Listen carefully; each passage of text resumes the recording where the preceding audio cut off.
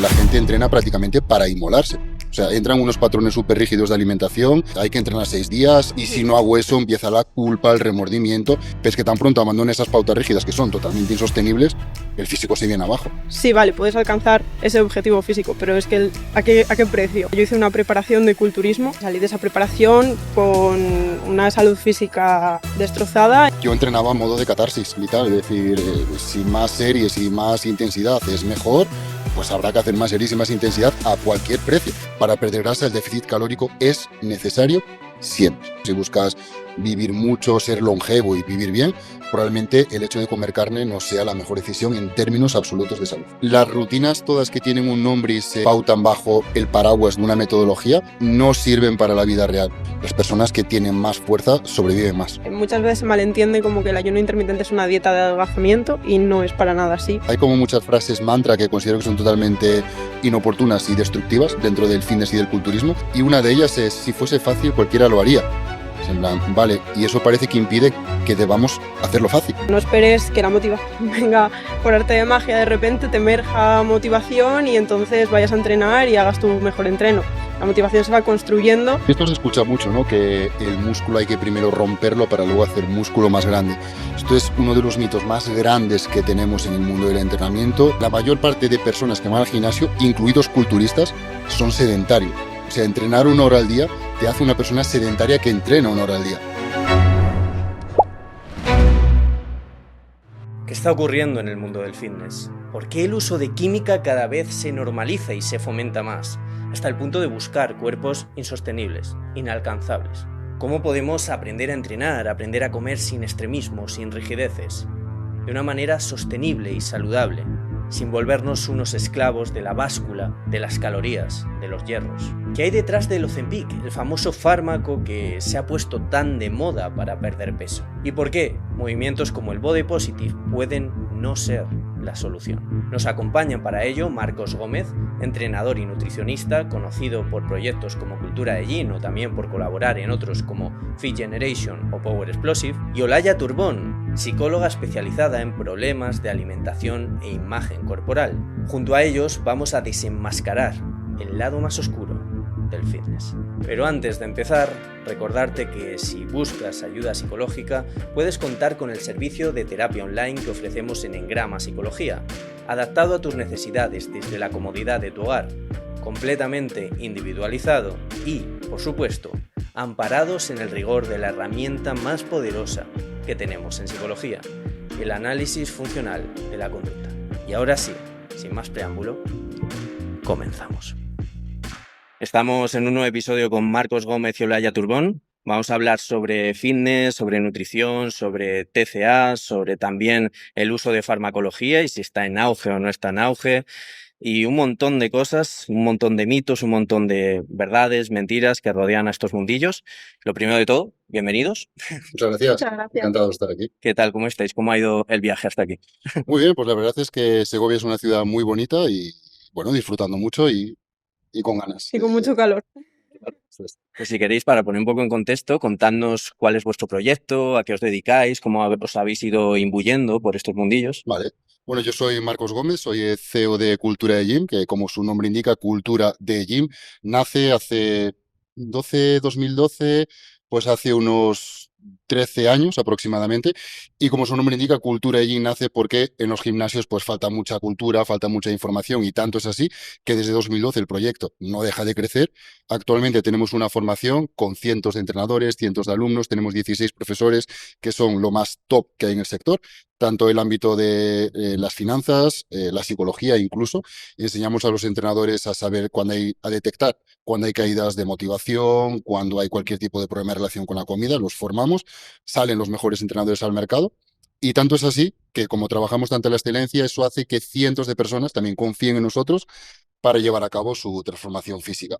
Hace unos 2 años que incluimos la psicología dentro del servicio, de hecho contamos con el equipo de Olaya Turbón y con ella misma, que bueno, son unos cracks realmente y nos ayudan muchísimo, y me siento muy afortunado por ello porque desde que ellos están dentro y trabajamos esto de forma integral, pues los resultados en la gente pues son mucho mejores, así que bueno, gracias. Pues muchas gracias.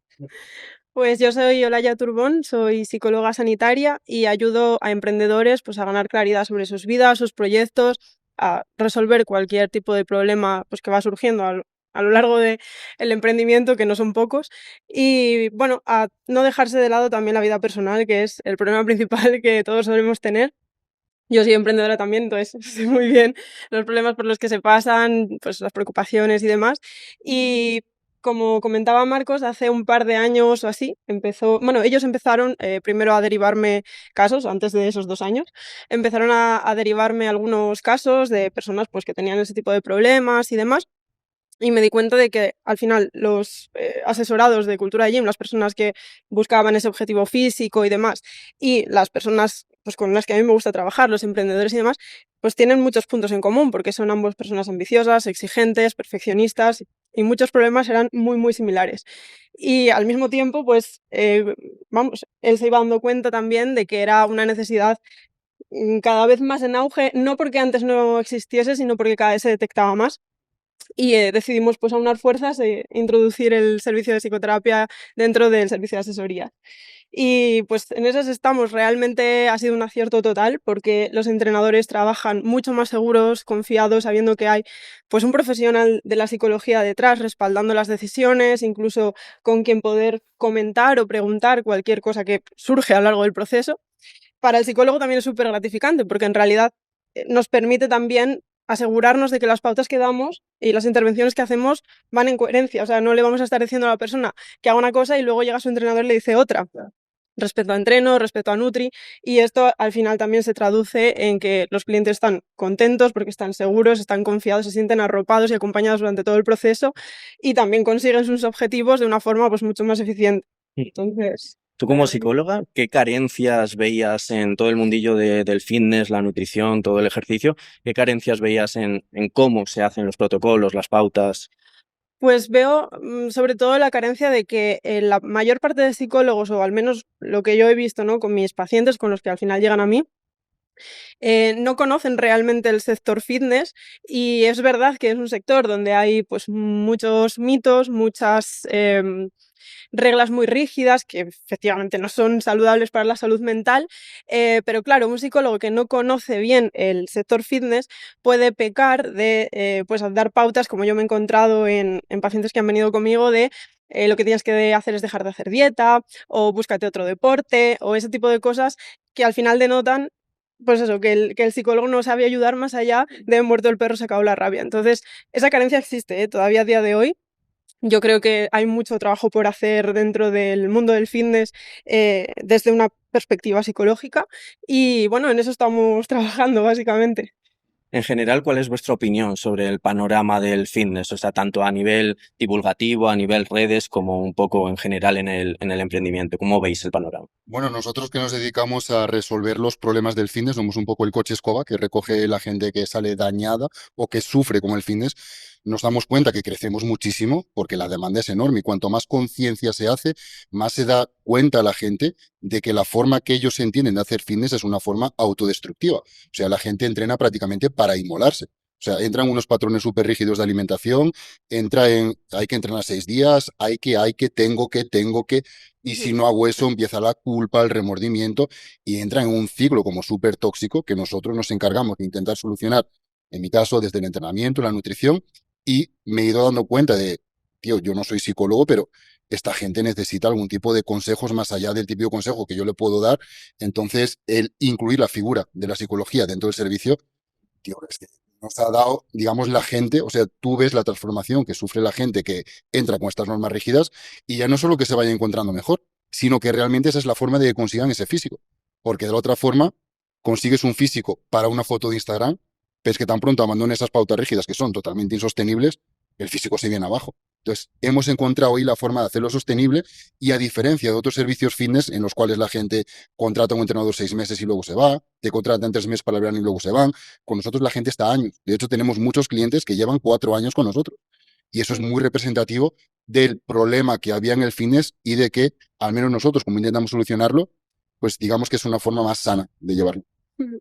De hecho, este tema del no pain, no gain, que es como el mito estrella del mundo del fitness, ¿no? Que es que un poco la idea que está subyacente muchas veces. Y es verdad, ¿no? Si tú eres un robot y sigues una dieta súper perfecta y un entreno y un día a día y todo, pues sí, vale, puedes alcanzar ese objetivo físico, pero es que ¿a qué precio? Muchas veces, pues incluso eso, ¿no? Personas que llegan a alcanzar esos soñados objetivos, realmente cuando los alcanzan, pues tampoco están bien, no son felices o incluso acarrean ya problemas de la conducta alimentaria o bueno, problemas de todo tipo realmente, porque bueno, al final en psicología ya sabéis que los problemas pueden debutar, vamos, la cadena puede romper por cualquier parte. Y a nivel usuario, ¿cómo fueron vuestros inicios dentro del mundo del fitness y la nutrición? Porque yo, por ejemplo, cuando empecé con 15 años, 16 años a hacer ejercicio, yo me acuerdo en las redes sociales, mirabas YouTube, había 4 personas por ahí haciendo contenido y además estaba todo lleno de mitos, un montón de mitos. ¿Cómo fueron vuestros inicios? Hombre, yo personalmente creo que mucha gente se sentirá identificada, gente que entrena en la sala de pesas. Yo entrenaba en modo de catarsis vital, es decir, si más series y más intensidad es mejor, pues habrá que hacer más series y más intensidad a cualquier precio, porque tú quieres mejorar tu físico. Te dicen que ese es el camino y dices tú, pues voy a ser el espartano más duro. Es decir, si Dios me pone batallas duras, yo las cumplo. Y te das cuenta que eso no es así, porque o bien te lesionas, o bien acabas con un burnout enorme, además dietas con muy pocas calorías para... Al final es todo como un más es mejor en todos los ámbitos y eso, como decía Olaya, es una cadena que va a romper por el eslabón más débil, sea un músculo que se rasga, sea un tendón que se rompe, o sea tu autoestima o tú que acabas por los suelos, no siendo capaz de dormir, con irascibilidad, con culpa por no conseguir ese físico, porque obviamente así es imposible. Y realmente yo lo he vivido de una forma muy catastrófica y he hecho de ello un negocio ayudando a otras personas. Sí, yo diría que me he comido todos los mitos habidos y por haber.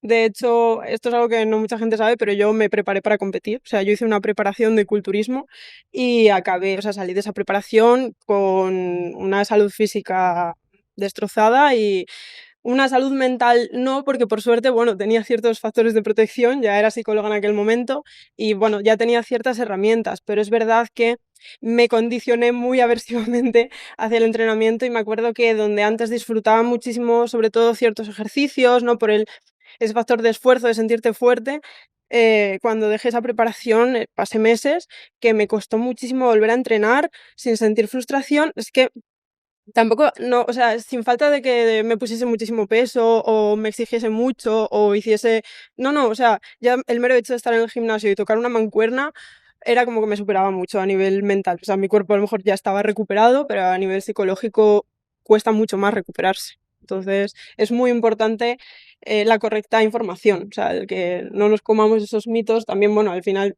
uno decide, ¿no?, qué criterios sigue y cuáles no, pero cuando tú no conoces nada de entrenamiento, ni de nutrición, ni demás, pues es muy importante tener un profesional que realmente vele por tu salud.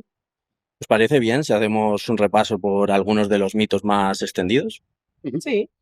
Yo, de los que más he detectado, es la gente que entrena pues a modo de catarsis vital, de pues si más es mejor, me voy a esforzar muchísimo, lo cual lleva una serie de hiperreacciones a nivel orgánico bestiales. Eso es un gran mito con el que hay que seguir luchando por aquellas personas que aspiran a un físico más, pues las chicas esa competidora wellness o los chicos ese culturista, ese cuerpo esculpido. Y luego está, por otro lado, justo la parte contrapuesta que pues no me gusta mucho el ejercicio, entonces lo que hago es dieta, me tomo suplementos y engulles mogollón de mitos con los suplementos que queman grasa, como si la grasa se derritiese, pruebas 50.000 dietas y no acabas de ver tu físico duro o tonificado, porque tu físico para tonificarse necesita estímulo, necesita entrenamiento. Entonces, entre el mucho que hacen unos y el muy poco nada que hacen otros, hay una escala súper óptima y súper buena, que ahí entra la programación del entrenamiento, una nutrición adecuada, si hay algún tipo de malestar físico y el gimnasio se acaba convirtiendo en un refugio, pues un acompañamiento psicológico y es la forma de hacerlo bien. O sea, yo los mitos más grandes que veo es tanto por carencias como por exceso y a partir de ahí, según vayas escalando, pues te vas comiendo todo. El que se excede mucho, pues como no puede soportar ese nivel, pues acaba utilizando farmacología u otros recursos y el que se esfuerza muy poco, pues se apoya en suplementos, bien sea de farmacia o de empresas de suplementación y se acaba pues gastando un mogollón de dinero por no realmente o dejarse guiar por una persona que sabe o por informarse él mismo. Que a día de hoy, afortunadamente, tenemos mucha información. en Mm. redes. Sí, es que ese es yo creo que el mito principal. Luego hay otros muchos relacionados con la alimentación, pues yo qué sé, como comer hidratos por la noche engordan, o bueno, yo qué sé, este tipo de cosas, lo de la grasa que se quema, o no sé, o los productos light, hay que comer productos light a todas horas. Luego sí que es verdad que hay un montón de mitos así como más concretos, pero yo diría que también que el principal es ese. Y muchas veces lleva pues a normalizar ciertas conductas que en realidad no son nada saludables, como las estrategias de compensación o las comprobaciones constantes, que también están súper normalizadas en el mundo fitness. El típico check, que parece una cosa tontorrona, pero empiezas con un check por allí porque te ves bien y no sé qué, y acabas obsesivamente comprobándote el físico 20 veces al día porque quieres ver si todavía se te ve aquella vena, el tema de las venas también telita, o si te desapareció, madre mía, a lo mejor luego tienes que compensar y hacer un poco más de cardio o restringir más, en fin. Creo que lo grave de todo esto es que empiezas con pequeñas conductas tontas que no van a ninguna parte, porque efectivamente esa conducta aisladamente pues no tiene ningún problema, pero empiezas como ese bucle en el que esa conducta, pues de alguna manera la comprobación, ¿no? Te sientes bien, joder, qué guay estoy, no sé qué. Entras en el bucle de comprobación tras comprobación porque alivia la ansiedad, porque te sientes reforzado y al final es una pesadilla. O sea, al final acabas viviendo en tu propia cárcel que te has ido construyendo poquito a poco. Sí, además con justo el tema de las conductas de comprobación y todo lo que implica la compensación, muchas veces tenemos asociado tanto las personas que lo podemos ver desde fuera como cuando lo vivimos in situ, que el problema está en que si después de, no sé, un atracón, pues vomito, por ejemplo, Ujú, ahí sí que hay problema. Pero sin embargo, si me estoy yendo a correr 5 horas para compensar, ahí ujú. parece que no lo percibimos como problemático, o como si luego me tiro 2 días de ayuno, y realmente cumple la misma función, ¿verdad? Sí, totalmente. De hecho, pues eso, ¿no? La típica de, pues a lo mejor una chica, ¿no? Que un día sigue más o menos su dieta y de pronto ese día, por lo que sea, tiene un poco más de hambre a mediodía y entonces come un poquito más. O merienda, que es una cosa que no suele hacer. Y entonces empieza a cuestionarse si realmente tenía que haberse comido eso o no, y empieza a sentir esa culpa y entonces, venga, pues lo voy a compensar. Saliendo a hacer cardio o haciendo un poco más de deporte o a la noche me quito no sé qué. O sea, si lo piensas de fuera, dices qué absurdo que una persona que esté teniendo hambre se tenga que sentir culpable por comer para saciar ese hambre y que caiga en esas compensaciones. Y eso que, bueno, puede parecer muy tonto, no es tan grave o no lo vemos como algo tan grave porque no hay un vómito, que es como, madre mía, como mucho más impactante, pero es que ese tipo de cosas pueden ser muy, muy problemáticas a largo plazo sin que aparezcan vómitos, porque no tiene por qué. Y ojo, porque hay muchos preparadores, que esto lo he visto y me apena mucho, que intentan instalar estos patrones en sus Mm, clientes. De hecho, tengo visto charlas, muy apenado, repito, de a veces el establecer ciertos TOCs a algunos clientes es bueno. Yo, para empezar, dudo mucho que tú sepas lo que es un TOC, porque no es tu campo, pero el instalar esos patrones y decir cosas como arroz y pollo, y como te salgas de ahí y empieces a meter piña, ya ese sabor por el dulce. Yo durante 5 o 6 años no sabía. O sea, no recordaba que sabía la pizza y por eso tuve buenos resultados y todo el mundo debería hacerlo así. Hombre, a ver, quizás no, porque somos seres humanos y tenemos necesidades psicosociales también, tenemos una cultura, un entorno, hay muchas festividades, un cumpleaños, hay muchas fiestas y eventos que se construyen alrededor de la comida. ¿En serio te estás privando de disfrutar de los cumpleaños de tus sobrinos? ¿Te estás privando de disfrutar de salidas sociales con tu pareja? O sea, en todo caso, déjale decidir a la persona y no le hagas sentir culpa por eso, porque hay muchas formas de practicar el fitness. Entonces, hay muchas personas que se aprovechan de eso para sacar buenos resultados y realmente yo considero que están viendo físicos y no personas. Lo haces todo por el físico, de acuerdo, pero detrás hay una persona que quizás está, ya no quiero decir sufriendo, porque no soy nadie para decir eso, porque a lo mejor el resultado lo hace feliz, pero se puede conseguir ese resultado de otra forma por el cual ahí sí que puedo decir a ciencia cierta que la persona con casi total seguridad sería más feliz. Entonces, ¿por qué no valorar otros caminos? Sí, sí, totalmente. sí, sí. Y bueno, os voy a ir lanzando algunos de los mitos que creo que pueden estar más arraigados, algunas ideas extendidas en general, y si queréis nos vamos deteniendo en algunos. Lo primero es si el adelgazar depende meramente del déficit calórico o qué otras variables pueden entrar en juego. Para empezar, tendríamos que definir qué es adelgazar. Nosotros, los profesionales de la nutrición y del entrenamiento, entendemos adelgazar como pérdida de grasa. Eso es lo perseguible y lo que buscamos. Eso puede venir acompañado de un aumento de peso y no pasa nada. O sea, en el espejo te ves mejor, la gente te dice que estás más guapa, más guapo, más fitness, más fit. El problema es que la gente comúnmente suele entender adelgazar por perder peso. Y es cuando entran las comprobaciones de me peso todos los días y de ahí hay muchos problemas porque todos aprendimos en la escuela que somos el 75% agua y el agua varía muchísimo. Si orinas más, si orinas menos, cuánto has bebido. Entiendo que no hay mucha gente que controle los mililitros de agua que bebe. Entiendo que si esto existe, pues no controlan los mililitros de agua que sudan. Entonces, la variación de peso varía mucho. Entonces, si entendemos adelgazar por perder grasa, y hablamos el mismo idioma, para perder grasa el déficit calórico es necesario siempre. No depende de las hormonas, siempre, siempre. Y lo discutiré con quien sea hasta donde sea, hasta las últimas consecuencias. Claro, pero también pasa justo en relación con lo que comentabas del agua, que mucha gente entiende adelgazar con que baje el número en la báscula y ya está. Y entonces, pues siguen ciertos protocolos que en realidad no hacen perder grasa, sino que hacen perder agua.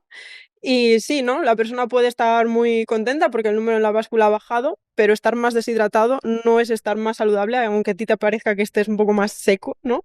Sino es estar, de hecho, pues más jodido a nivel de salud realmente. O sea, 100%. eso es muy problemático para el rendimiento, incluso para la claridad mental. Cuando estás deshidratado, pues tienes una nube importante, no puedes pensar bien y demás. Y luego entra lo que decíamos antes, cuando tú buscas la pérdida de peso, hay muchos protocolos pautados por profesionales de diuréticos y demás, de diuréticos diarios. Y dices tú, claro, pierdes peso, que es lo que el cliente perseguía, pero no te has molestado en educar al cliente y decirle lo que yo he dicho en un minuto, que se lo dices en un minuto al cliente, lo entiende fácil, ¿no? Tú le pautas diuréticos, pierde peso, te paga, está contento y a la mínima que se sale un poco de ahí, bien sea porque un día se toma unas cervezas o porque sale a comer un poquito fuera de casa y está un poco más salada la comida y retiene más líquido.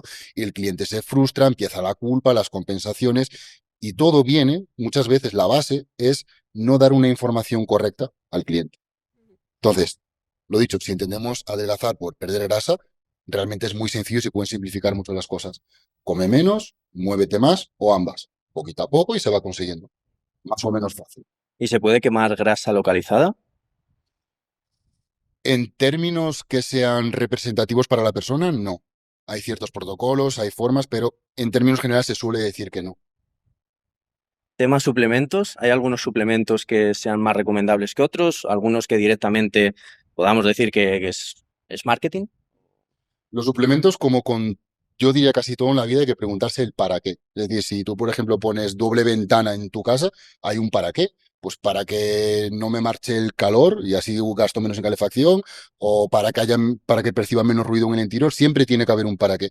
Entonces, lo que yo percibo y llevo percibiendo a lo largo de los años es que hay muchas personas, y no pasa nada, porque todos somos víctimas del marketing en este sentido, que consumen muchos suplementos sin plantearse para qué. Visualmente están en volumen intentando ganar masa muscular y consumen suplementos para perder grasa. Entonces, ¿realmente este suplemento te está ayudando? ¿Hasta qué punto crees que te está ayudando? Entonces, yo siempre metería esa pregunta primero y si esa pregunta la tenemos clara y tienes claro el para qué, hay suplementos que te pueden ayudar. ¿Es necesario comer carne sí o puedes progresar en el gimnasio sin comer carne? Puedes progresar absolutamente sin comer carne. De hecho, si buscas una salud a largo plazo, si buscas vivir mucho, ser longevo y vivir bien, probablemente el hecho de comer carne no sea la mejor decisión en términos absolutos de salud. O sea, con una dieta completamente vegana, ¿hace falta suplementarse o no hace falta suplementarse para entrenar? Con una dieta basada en plantas, la suplementación con B12 es estrictamente necesaria. En el caso de cuando tú comes carne, por ejemplo, para obtener la B12, este suplemento se le da al animal, entonces tú entras dentro de esta cadena trófica y acabas beneficiándote de esta B12. Si no comes animales ni productos derivados de animales, la suplementación con B12 es estrictamente necesaria. En lo que respecta ya al ejercicio, ya no tema de nutrición, ¿se puede ganar músculo y perder grasa al mismo tiempo? Correcto, si se puede, por eso antes lo del déficit calórico habría que matizarlo. Pongamos, por ejemplo, una persona muy obesa que tiene mucha reserva de energía en el tejido adiposo, o sea, en la grasa corporal, si empieza a hacer ejercicio, mismamente que empiece a andar, pues por el peso que soporta en sus pantorrillas, por ejemplo, de hecho, veremos que la gente obesa suele tener mucho gemelo, mucha pantorrilla, porque soporta mucho peso, hay una carga mecánica. Entonces, si por ejemplo esta persona empieza a andar, va a generar masa muscular y aunque coma muy poco, como tiene mucha energía disponible, puede ganar masa muscular mientras pierde grasa, o sea, su propia grasa. Al mismo tiempo, con deportes de élite, pensemos, por ejemplo, en Cristiano Ronaldo, cuando se va de vacaciones, aunque ahora ya esté retirado, pero bueno, para poner un ejemplo, durante las vacaciones ganan grasa, pero tan pronto se ponen a entrenar, como es una persona que está metabólicamente, digamos, es muy eficiente metabólicamente, pues pierde esa grasa y vuelve a ganar tono muscular. Entonces, en algunos casos sí, pero no por esto podemos pensar que una persona que lleva entrenando 2 años va a poder hacer esta recomposición. Vale, es para quemar grasa, ¿es mejor el cardio, la fuerza? ¿Qué es mejor? Vale, aquí aprovecho para meter un término, es que la grasa no se quema, la grasa se oxida, porque siempre relacionamos quemar con calor, y de hecho el frío puede ser tanto más eficiente para oxidar esta grasa, y la grasa se oxida por una necesidad energética del cuerpo. El gran horno de nuestro cuerpo es la masa muscular, entonces siempre que tú hagas contracciones musculares, bien sea andando mucho, corriendo, es decir, realmente correr y andar es el mismo ejercicio de alguna forma, solo que uno de forma más sostenida y con menor intensidad, es decir, correr con más intensidad. Puede ser con entrenamiento de pesas, puede ser con básquet, puede ser con escalada, siempre y cuando tu musculatura esté activa y se contraiga, va a necesitar energía. Siempre y cuando tú consumas menos de esa energía que necesita el organismo, vas a oxidar grasa como energía. Cuando una persona se considera sedentaria, me refiero, si yo, por ejemplo, tengo una rutina en la que me despierto, voy 1 hora y media al gimnasio, luego vuelvo, me tiro 7 horas en la oficina, sentado, básicamente quieto, y luego salgo a caminar 6.000 pasos, ¿sería sedentario? Vale, aquí te voy a dar una respuesta que aunque suene muy acuñado, yo luego podemos desarrollarla y tiene bastante fisiología detrás, pero es que la mayor parte de personas que van al gimnasio, incluidos culturistas, son sedentarios. O sea, entrenar 1 hora al día te hace una persona sedentaria que entrena 1 hora al día. Nosotros, desde que nacemos, estamos diseñados para desplazarnos por el medio. El bebé anda a gatas, escala, hace prensión con las manos, luego pelea con el hermano. Estamos preparados para eso, nuestro cuerpo necesita eso. Entonces, el hecho de que vayas a entrenar 1 hora al día no te hace no sedentario, aunque mucha gente crea que sí, se molesten, se enfaden, pero, y cada vez por suerte más, los atletas de fuerza, culturistas, Strongman y demás, tienen rutinas de pasos diarios, lo cual es un comienzo. El cardio es como que les da un poquito les sale sarpullido, ¿no? Es como cardio, ¿no? Que pierdo masa muscular, que es otro de los mitos, pero sedentaria es una persona que no tiene un nivel, digamos, razonable de actividad. Se intenta establecer una línea en los 10.000 pasos diarios. Yo no considero que esa línea sea algo, digamos, objetivo para todo el mundo, pero desde luego una persona que no se considera deportista y trabaja en un almacén o en una obra es menos sedentario que un culturista que toma suplementos, hace una buena alimentación y solo entrena 1 hora al día.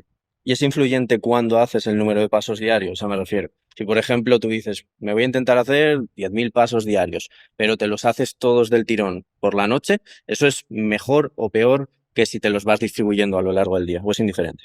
Vale, yo con estas cosas soy un poco puntilloso porque luego a la hora de trasladar información a la gente considero que es importante. A nivel puramente metabólico, repito, somos seres biopsicosociales, entonces a nivel biológico, cuando nos levantamos por la mañana, pues hay un pico de cortisol, esto libera catecolaminas, esto libera ácidos grasos libres, entonces quizás oxides un poco más de grasa. Después de comer, por ejemplo, que tienes la digestión, tienes la sangre en el estómago, esto genera una demanda energética. Si andas después de comer, probablemente oxides un poco más de grasa, pero lo que yo le preguntaría a la persona es, ¿tú cuándo lo disfrutas más? ¿Dando un paseo con tu pareja por el parque durante 1 hora y media? ¿Se te hace más llevadero?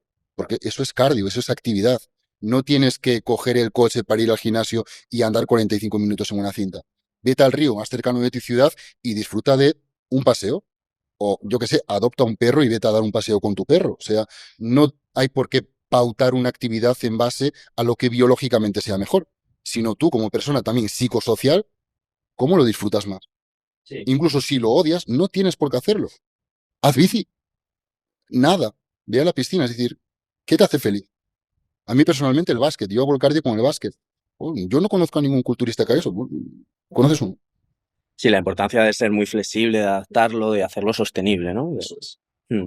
¿Qué hay del número de repeticiones? O sea, yo me acuerdo, sobre todo este mito, yo creo que era de los que más tenía arraigados en la cabeza cuando empezaba a entrenar de muy chiquitín, y es el tema de que hay que hacer muchas repeticiones para tonificar y muy pocas para fuerza, digamos. Ujú.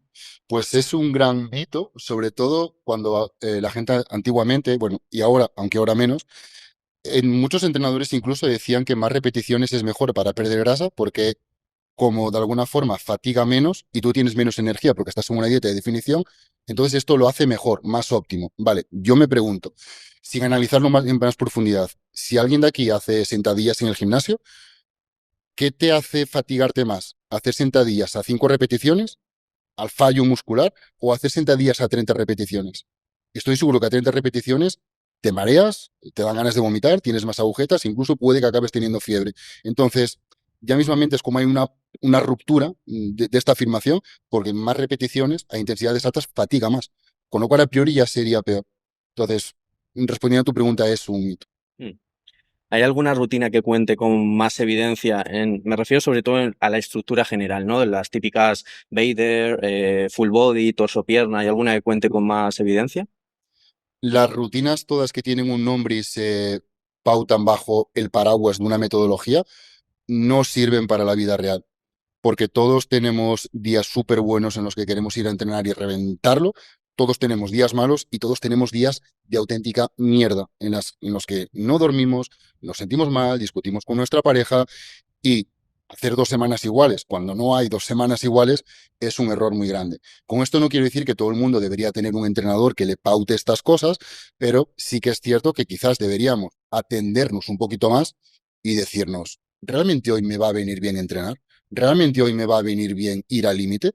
A nivel de energía, haciendo un paralelismo con el teléfono móvil, ¿cómo me siento de batería? ¿A tope, por la mitad o me queda un 1%? Tío, si estás a tope, dale. Métele caña, métele ejercicios, métele, ¿vale? Un entrenador te lo ajustaría mejor y te diría, hombre, no se lo metas todo y yo te lo ajusto mejor. Pero si no quieres tener un entrenador, yo te diría que es muy variable en función de cómo tú estés esa semana. De hecho, este tipo de cosas son las que más molan de nuestro trabajo como equipo multidisciplinar, porque ese tipo de cosas son las que se trabaja mucho el entrenador, ¿no? Educando al asesorado a que descansar no solamente está bien, sino que a veces es necesario e impulsa el poder seguir evolucionando, pero hay veces, ¿no? Hay personas pues que les cuesta, pues porque vienen muy influidos de ese mito de que no pain no gain, de que se tienen que esforzar muchísimo, y también a veces se hace necesario poder intervenir desde ese punto de vista psicológico, tratando de flexibilizar este tipo de pensamientos o relacionarnos de una forma pues más constructiva con ellos, ¿no? Entonces, esta es una de las cosas chulas de poder trabajar en equipo y poder coordinarnos con entrenadores, psicólogos y poder ayudar mejor a las personas, porque esto que parece fácil y como muy de cajón y como muy de lógica, a veces en la práctica no es tan fácil. De hecho, hay una frase que utilizan, o sea, hay como muchas frases mantra que considero que son totalmente inoportunas y destructivas dentro del fitness y del culturismo, y una de ellas es, si fuese fácil, cualquiera lo haría. Es en plan, vale, y eso parece que impide que debamos hacerlo fácil. Es decir, yo se lo voy a hacer lo más fácil posible a la persona. O sea, realmente si una persona ha dormido mal, ha tenido un día de mierda en el trabajo y le ha metido muchas más tareas de las que esperaba, está reventado a las 6 de la tarde, ¿tú crees que es oportuno que se meta un monster y vaya a entrenar? ¿De verdad? Quizás es más oportuno que vaya a hacer un paseo, una vuelta y como mucho 4 series de extensión de cuádriceps, como mucho. Eso es lo mejor que puede hacer. O descansar ese día y luego al día siguiente pues ya reiniciamos sistema y ya otro gallo cantará. Pero muchas veces se nos empuja desde ese no pain, no glory, ese tipo de frases, ¿no? Y considero que son muy destructivas y que considero que dar este tipo de mensajes, aunque la persona no tenga el conocimiento para ajustar al milímetro, perdón, creo que es necesario el decir, oye, yo no tengo por qué sentir culpa si hoy no estoy bien para entrenar. Ahora que mencionas lo del Monster, ¿qué opináis de que se haya generalizado tanto, ¿no? El utilizar Monster, Red Bull, preentrenos a mansalva para poder rendir en el gimnasio?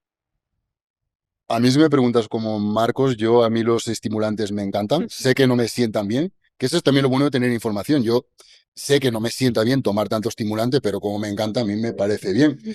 Sí que es cierto que vuelve a ser mi percepción, pero creo que se abusa demasiado y muchas veces pues para generar pues conductas que te empujan siempre a hacer más. Bueno, acaba siendo... Claro, es que tendríamos que volver a lo mismo, en qué contexto y para qué. O sea, pues yo qué sé, una persona que un día necesita, pues todos, ¿no? En un momento dado un día necesitas un café porque a lo mejor no has dormido del todo bien, pero no estás mal como para ir a entrenar, a lo mejor te cuesta un poquito lo que sea, pues ok, perfecto.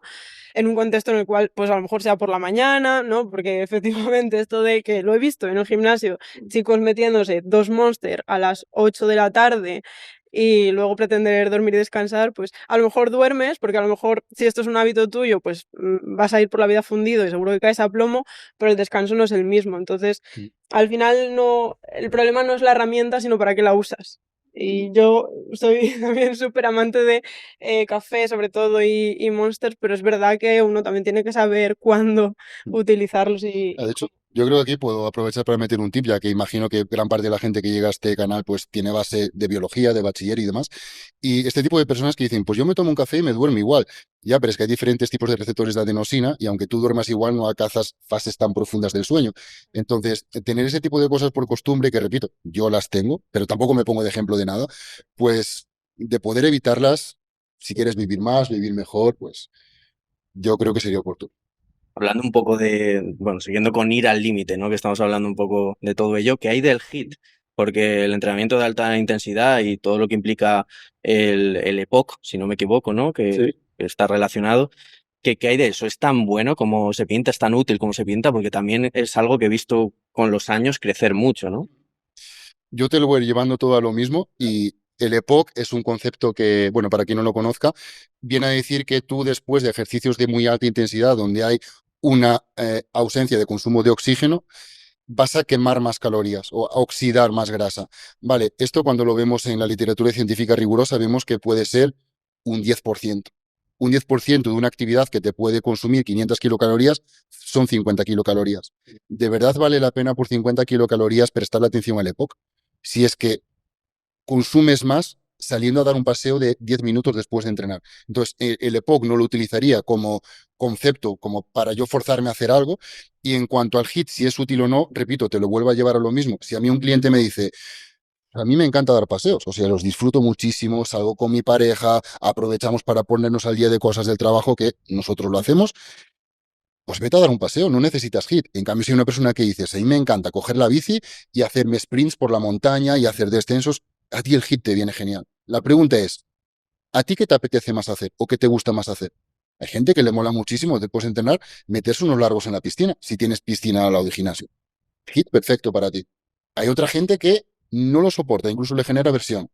¿Para qué te voy a forzar yo a hacer HIIT hablándote de los beneficios del EPOC? Si no es bueno para ti, el EPOC tampoco es para tanto. Entonces, yo escucharía a la persona y utilizaría, digamos, todos esos beneficios que venden tanto y vienen tan disfrazados de marketing realmente para intentar reconducir a tú con qué disfrutas más. Mitos ahora relacionados con la motivación. ¿Cómo podemos, de algún modo, construir ese hábito, esa motivación y no caer en esto de que depende todo de disciplina y fuerza de voluntad y ya está?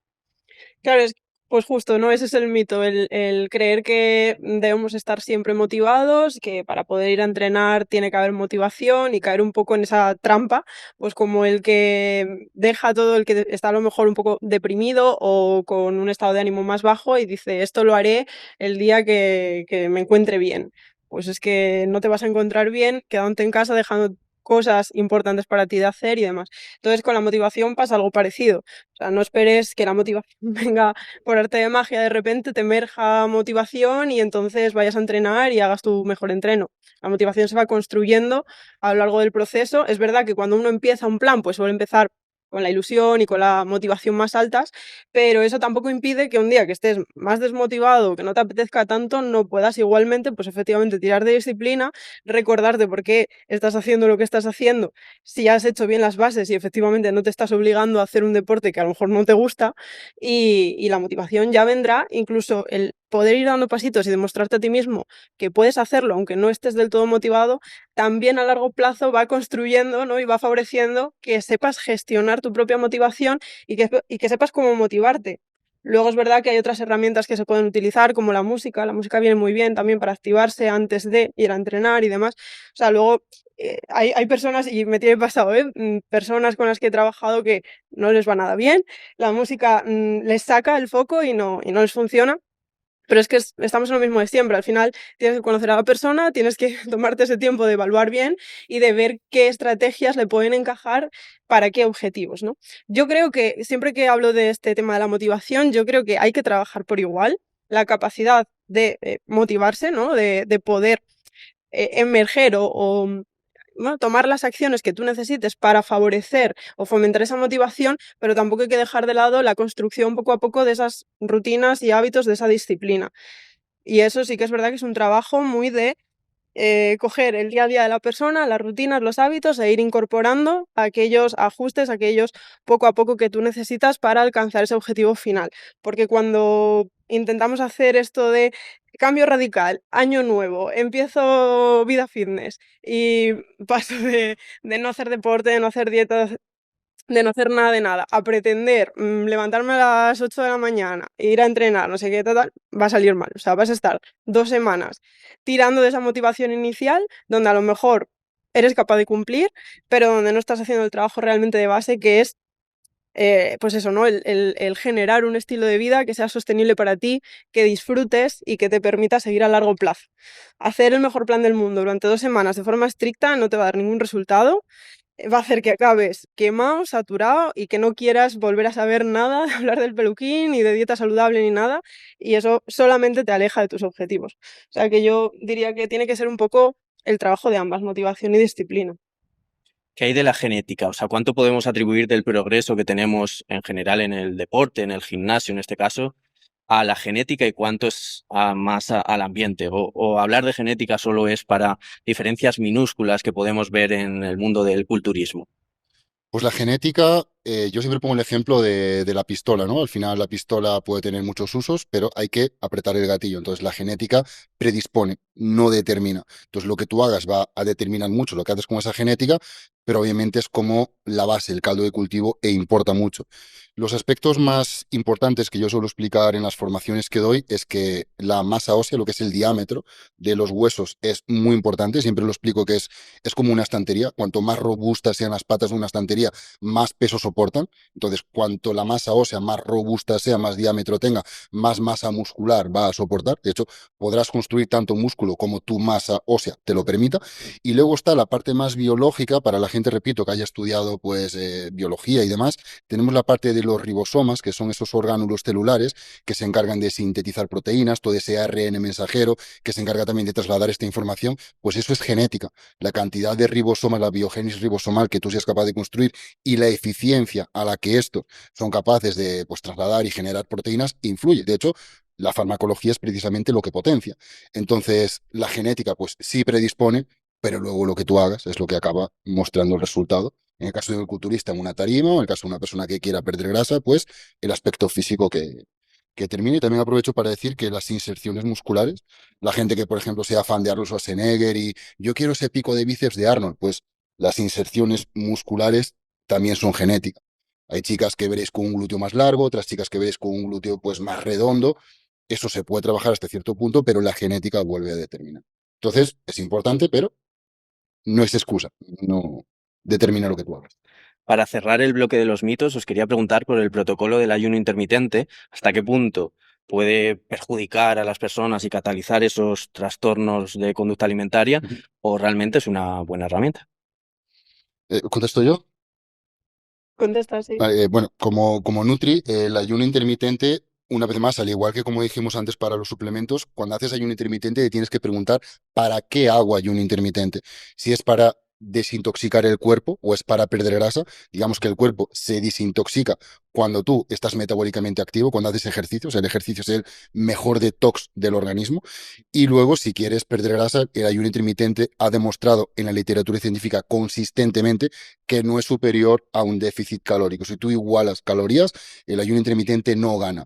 Lo que sí gana el ayuno intermitente en algunos aspectos es en generar problemas en cuanto a la conducta alimentaria y también en potenciar algunos problemas que la persona puede tener. Por ejemplo, si hablamos de amenorrea hipotalámica, si hablamos de litiasis biliar, si hablamos de úlceras gastroduodenales, el ayuno intermitente puede empeorar esto. Entonces, cuando públicamente se traslada el ayuno intermitente como un protocolo nutricional casi mágico, estamos obviando todo esto que puede haber de base, que puede perjudicar a la persona y se están vendiendo unos beneficios que realmente no tienen. Cuando sí tienen beneficios, pues en personas como yo, que desde pequeño rechazo absolutamente la idea de desayunar porque no me sienta bien y cuando mi madre de pequeño me ponía el colacao con las galletas era como, por Dios, no, o sea, era como un momento traumático, yo sí hago ayuno intermitente. porque para mí es mejor y me hace feliz y me sienta bien. Pero para una persona que ame desayunar y sea su comida favorita del día, porque se hace unas tostadas con aceite oliva virgen y tomate, tío, disfruta el desayuno. Haz un déficit calórico y perderás grasa. Haz deporte y desintoxicarás tu cuerpo. ¿Qué te va a ayudar el ayuno a esta persona? En nada. Claro, de hecho, esa es un poco la idea. Yo creo que muchas veces se malentiende como que el ayuno intermitente es una dieta de adelgazamiento y no es para nada así. Es un protocolo nutricional que irá bien para unas personas, irá mal para otras. O sea, no hay que verlo como una forma de adelgazar, que yo creo que es como muchas veces se confunde. Yo por romper también una lanza a favor del ayuno intermitente, es justamente esa, ¿no? Que puede servir para algunas personas. Yo he visto personas desarrollar trastornos de la conducta alimentaria a raíz de pretender incorporar el ayuno intermitente en su vida, y he visto personas, al contrario, superando trastornos de la conducta alimentaria al introducir el ayuno intermitente. Entonces es una herramienta que en función de cómo la uses y de con quién la uses y en qué contexto la uses, pues puede tener unos resultados u otros. Imagínate una persona, pues yo que sé, un chico que necesita ingerir muchas calorías, tiene mucho gasto energético al día y ha oído que el ayuno intermitente es genial y lo empieza a introducir. ¿Qué va a pasar probablemente con este chico? Que pase mucha hambre a lo largo de toda esa ventana de ayuno, y cuando vaya a la siguiente comida, efectivamente, pues vaya con una privación importante, y eso pueda desencadenar en atracones y en entrar en ese bucle de TCA. Pero imagínate una chica que siempre ha escuchado, que no tiene a lo mejor una necesidad energética tan elevada, y ha escuchado que lo ideal es comer 5 comidas al día. Y entonces, ¿qué pasa en ese contexto de esta persona? Que probablemente tenga que estar parando su actividad cada 2, 3 horas para poder hacer una comida, comidas que van a ser muy pequeñas y muy poco saciantes para ella. A lo mejor, pero si a lo mejor la chica pues prefiere hacer pequeñas comidas, pues no tiene por qué pasar esto, pero puede ocurrir. ¿Y qué va a pasar? Que vas a tener una persona todo el día pensando en comida, todo el día parando su vida para comer, y esto puede desencadenar o puede predisponer mucho más fácilmente precisamente a, pues eso, ¿no? Esa sensación de, vale, como, pero me quedo con hambre, me voy a la siguiente comida tras haber pensado todo el rato en que me voy a preparar porque tengo mucha hambre. Luego además no me quito el tema de la comida de la cabeza porque claro, tengo que parar mis actividades para poder comer, atracones, TCA, y es algo que se puede solucionar diciendo, vale, ¿cuántas comidas le va bien a esta persona hacer a lo largo del día? De hecho, esto es una cosa que se suele hacer mucho en terapia, el poder establecer un patrón más o menos rígido, ¿no? Un patrón, vamos, unos horarios más o menos, pues eso, ¿no? Con unos márgenes para esas comidas, y establecer pues 3, 4 comidas al día, cuántos te viene bien a ti. Y a partir de ahí moverse con esa cierta flexibilidad, pero pudiendo beneficiarse de ese ayuno intermitente. O sea que, lo dicho, o sea, puede ser tanto una herramienta que nos provoque o que nos predisponga a TCA, como una herramienta que nos pueda ayudar a superarlo. De hecho, a nosotros nos pasa mucho, y cuando digo mucho es mucho, o sea, hacemos una anamnesis, o sea, pasamos un cuestionario inicial cuando nos contrata un cliente, y en muchas ocasiones, o sea, nosotros preguntamos, ¿cuándo te gusta más comer? Señala que los momentos, y dicen, bueno, a mí me gusta mucho la cena por la noche, aunque sé que no es bueno. Y ahí tenemos ya una oportunidad para educar a esta persona. Tú no te preocupes, yo te voy a poner pues más comida por la noche y luego vamos viendo si te sienta bien o no. Entonces, es como tenemos realmente muchas oportunidades como entrenadores, nutris, psicólogos, de poco a poco ir dando pequeñas píldoras de conocimiento a esa persona que confía en nosotros para cambiarle la vida mucho mejor. Y es lo que decía ella, la palabra herramienta me gusta mucho porque es como todo, ¿no? Un martillo te puede servir pues para clavar un clavo o para darle a tu vecino en la cabeza. Entonces, para que tú utilices el martillo. Y lo que veo con el ayuno, que es lo que me molesta, es que ya te están diciendo que el martillo es mágico. Es en plan, el martillo de Thor, no, hombre, ¿no? Es una herramienta que en función de cómo la utilices te puede construir un TCA o te puede ayudar muchísimo a que consigas tus objetivos. Es que, bueno, ahora quizás se haya tranquilizado un poco el asunto, pero hace años, Mm, cuando se puso de moda todo el tema del ayuno intermitente, era una locura, o sea, estaba por todos lados. mm. ¿Qué hay del tema de las dietas? ¿Estáis, digamos, a favor, en contra? Depende de qué tipo de dieta, cuándo utilizarlas, cuándo no. Me refiero sobre todo, evidentemente, todo lo que implica en nuestro día a día la alimentación lo podemos llamar de algún modo que estamos siguiendo una dieta, ¿no? Pero me refiero sobre todo a dietas que sí que están de algún modo prohibiendo algunos alimentos, restringiendo algunos alimentos, dietas de estas que se han puesto más de moda últimamente, como las dietas paleo, ceto, creo, o bueno, todo este tipo de cosas. Yo vuelvo siempre al para qué. De hecho, incluso dentro de la gente que nos contrata, y también utilizo el depende, porque también soy gallego, entonces depende. No todo el mundo, porque cuando, por ejemplo, entramos en redes sociales o mismamente en YouTube, parece que todo el mundo quiere perder grasa. Y eso no es cierto. Eso es como una cámara de eco en la que muchos profesionales incluso están embebidos, pero mucha gente quiere mejorar su salud, mucha gente quiere correr más rápido, muchos futbolistas quieren saltar más alto, quieren meter más goles y tener más potencia en la pierna. Entonces, no todo el mundo quiere perder grasa. Entonces, el patrón nutricional, los alimentos que tú metas dentro de este patrón y todo lo que engloba y rodea esto dependerá mucho de para qué la persona quiere esto y cuáles sean sus objetivos. Hay gente que simplemente quiere más salud, hay gente que simplemente tiene una patología intestinal y quiere o remitir los síntomas o incluso que desaparezca esta patología. Entonces, en función de lo que quiera la persona, comerá una cosa u otra. Prohibir alimentos es algo que a mí me molesta profundamente cuando viene desde la no información o desde el miedo, desde si comes esto te vas a morir. Entonces, siempre que venga de una forma adecuadamente informada, tú puedes elegir no comer cereales, no comer carbohidratos, no comer carne, no comer muchas cosas siempre y cuando tú lo elijas, no por el miedo de que si me como gluten me voy a inflamar. ¿Realmente estás seguro de que sabes lo que es la inflamación? O sea, ¿estás seguro de que conoces esa ruta biológica por la cual el gluten genera una supuesta inflamación?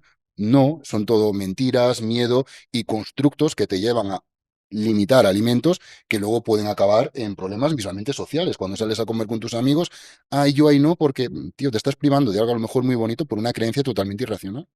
Claro, un ejemplo típico que pasa con la ceto, en la que hay que comer principalmente, bueno, tú eres el Nutri, lo sabrás describir mejor, ¿no? Pero bueno, la ceto básicamente es comer grasa, proteína y reducir mucho, mucho los hidratos.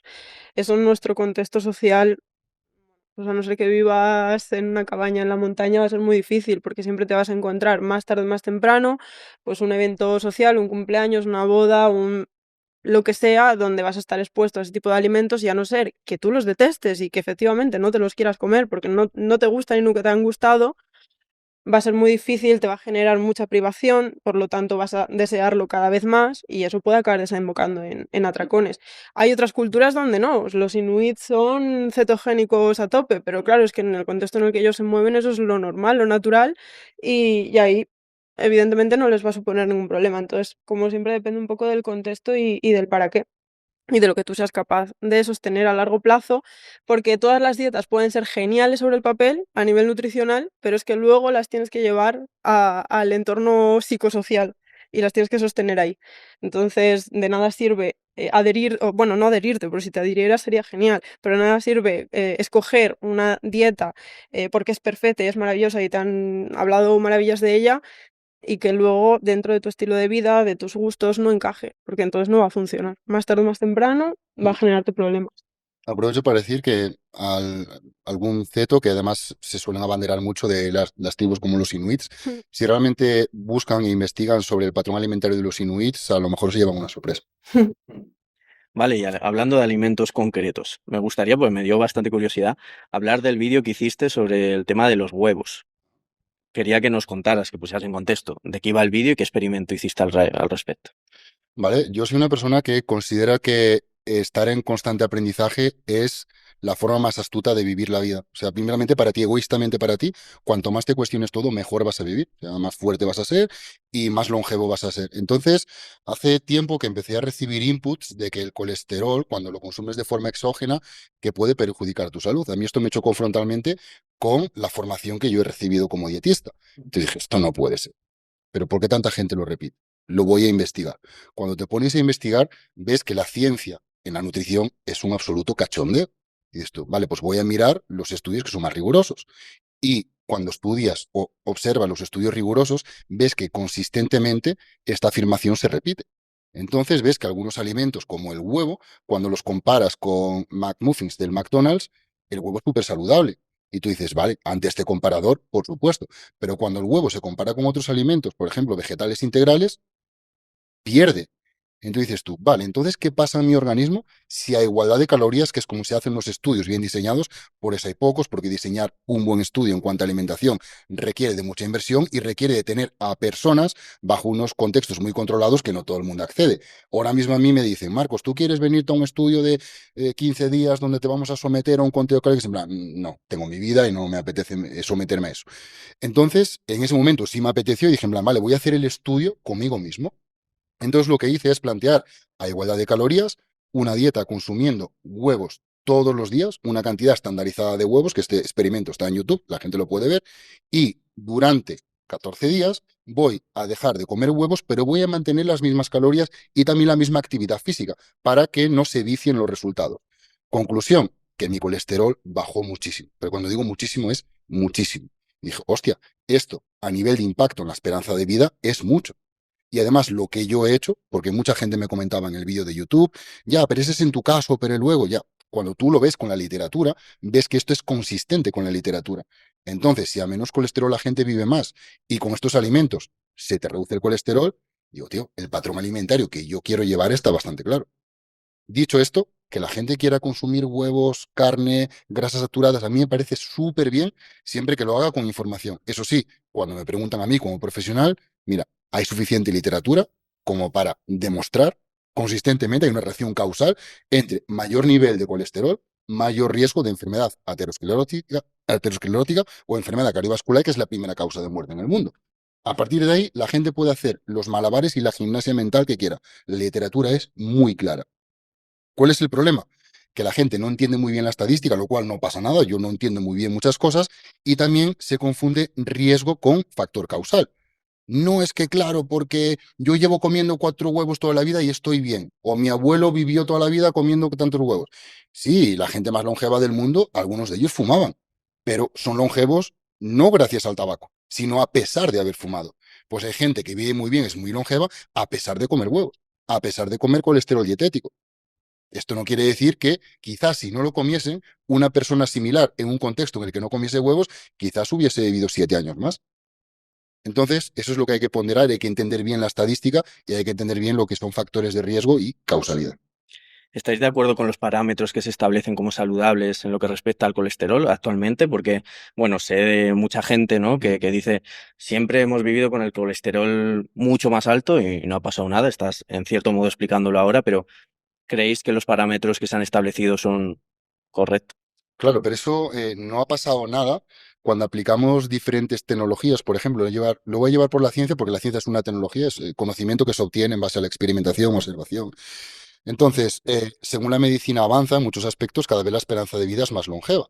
Cuando tú comparas poblaciones y ves poblaciones que no consumen colesterol dietético, bien sea por motivos religiosos o por lo que sea, y ves que viven más, y ves que eso lo puedes replicar en otros estudios y observarlos también en poblaciones donde, por los motivos que sean, deciden tampoco ingerir colesterol dietético y ves que viven más, que la placa de ateroma o bien es mínima o incluso se revierte. Esto, hombre, a mí esta tecnología, que es la ciencia, que es lo mejor que tenemos para tomar decisiones, me dice que este patrón alimentario parece más saludable. Luego volvemos a lo de antes, al para qué. Pero es que yo disfruto mucho comiendo huevos. Entonces, tus objetivos a través de la alimentación es el hedonismo, disfrutar. Los míos son la salud y la longevidad. Yo quiero estar con 90 años pegando botes por mi pueblo. Entonces, como yo elijo eso, digo, tío, pues el huevo quizás a mí tampoco me aporta tanto. ¿Que tú lo quieres comer? Maravilloso, me parece genial. Entonces, volviendo a la pregunta, que se me acaba de ir un poco, perdona. Que si ves correctos o saludables, o sea, este parámetro que se ha establecido con respecto al colesterol, si Vale. estás de acuerdo. Y también quería preguntarte si está bien esa dicotomía que se hace sobre colesterol bueno, colesterol malo, ¿tiene sentido? Vale, cuando hablamos de intervalos de normalidad, que es lo que aparece, todos tendremos una analítica que hemos hecho bien sea por el trabajo o porque el médico nos la ha recomendado, y cuando vemos en colesterol vemos intervalos de normalidad, el LDL, que es el que marca una relación causal con la enfermedad cardiovascular, vemos que el intervalo de normalidad está en 130, 115, depende un poco del laboratorio, y esto es un intervalo de normalidad en una población que fallece de enfermedad cardiovascular, en una población cuya primera causa de muerte es la enfermedad cardiovascular. No es el abuso de drogas, no es accidentes de tráfico, es enfermedad cardiovascular.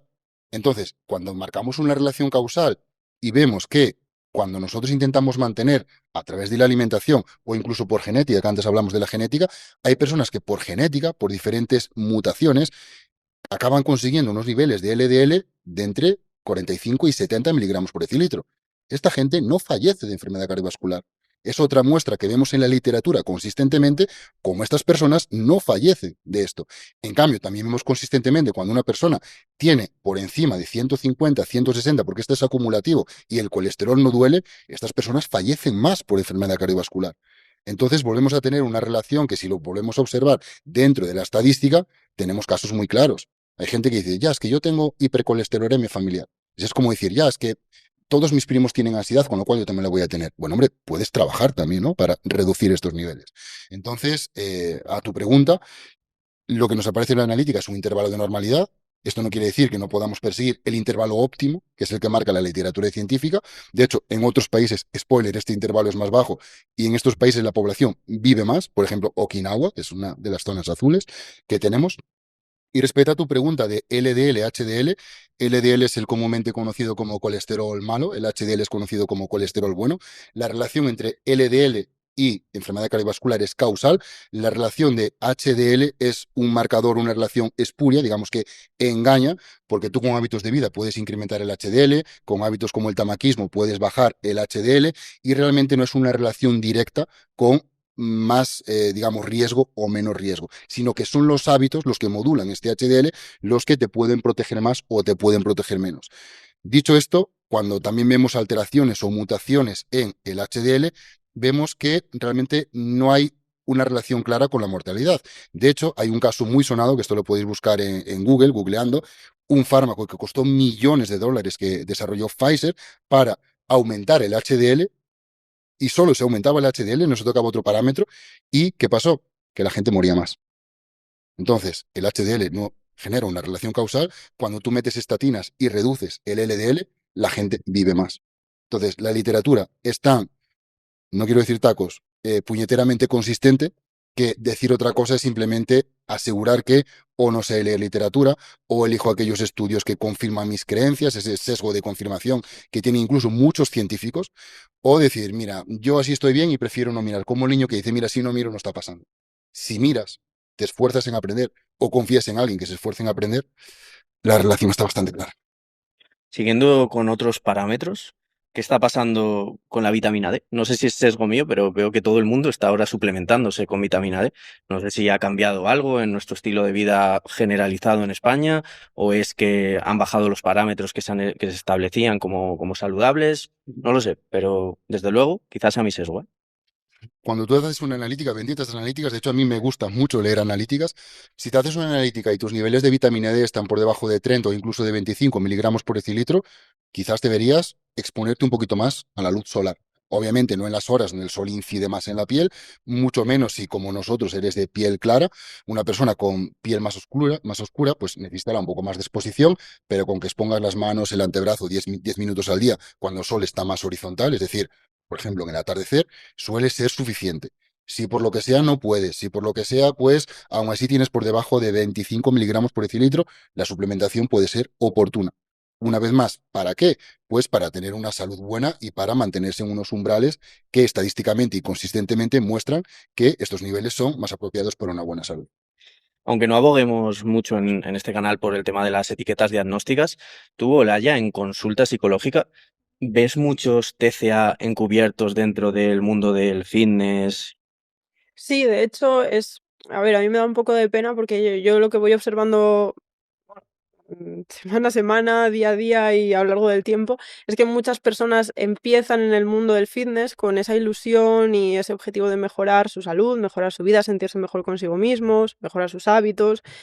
Y lo que acaban encontrándose en el contexto del mundo fitness es un montón de reglas rígidas, de mitos, como hablábamos antes, que acaban generando, pues eso, mucha rigidez, mucha polaridad, muchos sentimientos de culpa, mucho perfeccionismo muy mal llevado y eso acaba generando muchas conductas que dentro del mundo del fitness además están súper normalizadas, lo de compensar la comida o con cardio, con más restricción o el cheat meal famoso, o sea, todo esto son conductas que incluso el cheat meal durante los cheat meal dentro del mundo del fitness y sobre todo del culturismo de competición se hace, yo considero, mucha apología también de los atracones. O sea, es como el momento para reventar, literalmente. Entonces, claro, esto al final no deja de ser una conducta, pues eso, ¿no? Que yo tampoco soy muy partidaria de etiquetar o de diagnosticar más allá de entendernos, y esto evidentemente a todas luces yo lo saco de contexto fitness y digo, esto es un TCA como una catedral, y efectivamente dentro del contexto fitness está más normalizado, pero eso no quiere decir que no siga siendo muy dañino. De hecho, sería interesante incluso poder investigar, porque yo tengo como la hipótesis de que dentro del culturismo de competición, y porque lo he visto, ¿no? Atletas que disfrutan muchísimo, que no compiten por buscar validación social, que ojo, porque eso también es un melonaco, mucha gente entra en el mundo fitness para buscar esa validación que les falta en otros aspectos o en otras esferas de su vida o que podrían conseguir de otras maneras. Em, pero personas que incluso lo disfrutan muchísimo, son súper amantes del culturismo, compiten porque realmente les apasiona, son súper máquinas, relojes suizos de llevarlo todo disciplinados y demás. E incluso en ese tipo de personas, post competición, yo creo que hay, o sea, ya te digo, sería interesante tener un estudio e investigarlo a fondo, pero yo creo que hay un periodo ahí donde lo natural y lo normal es desarrollar TCA, porque son personas que, a pesar de que tienen muy buena relación con la comida, muy buena relación con su físico, saben perfectamente que post competición van a perder el físico en competición. A pesar de todo eso, van a tener pensamientos intrusivos alrededor de la comida, van a sentir ansiedad por la comida, van a tener un montón de síntomas que nosotros asociamos con TCA. Entonces, claro, sí, hay mucho TCA encubierto, hay muchas conductas muy de riesgo para desarrollar TCAs, y muchas veces llegan a nosotros personas que están muy quemadas de haberse comido todos esos mitos, de haberlo pasado muy mal y habiendo perdido un poco, pues, como esa esperanza de las ilusiones y las motivaciones y los objetivos que tenían al inicio. De hecho, nosotros, como decía antes Marcos, a veces somos un poco coche escoba, vamos recogiendo un poco esa gente, y cuando empiezan a trabajar con nosotros, empezamos a trabajar en esa flexibilidad, empezamos a educarles en realmente tener hábitos saludables, saber alimentarse de manera coherente, adecuada, poder disfrutar de la comida, que también es una función que cumple la conducta alimentaria. Claro, empiezan a liberarse un poco de toda esa carga, de esa rigidez, y empiezan realmente a disfrutar con lo que están haciendo.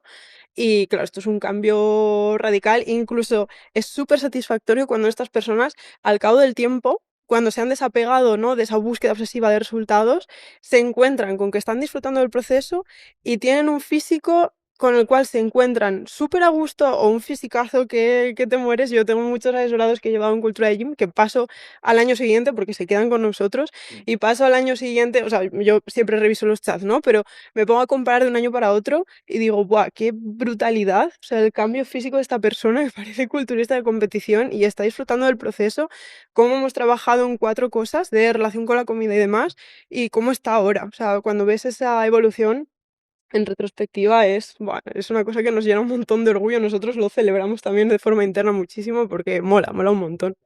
Como emprendedor, de las mejores cosas que he hecho es meter la psicología dentro del servicio fin.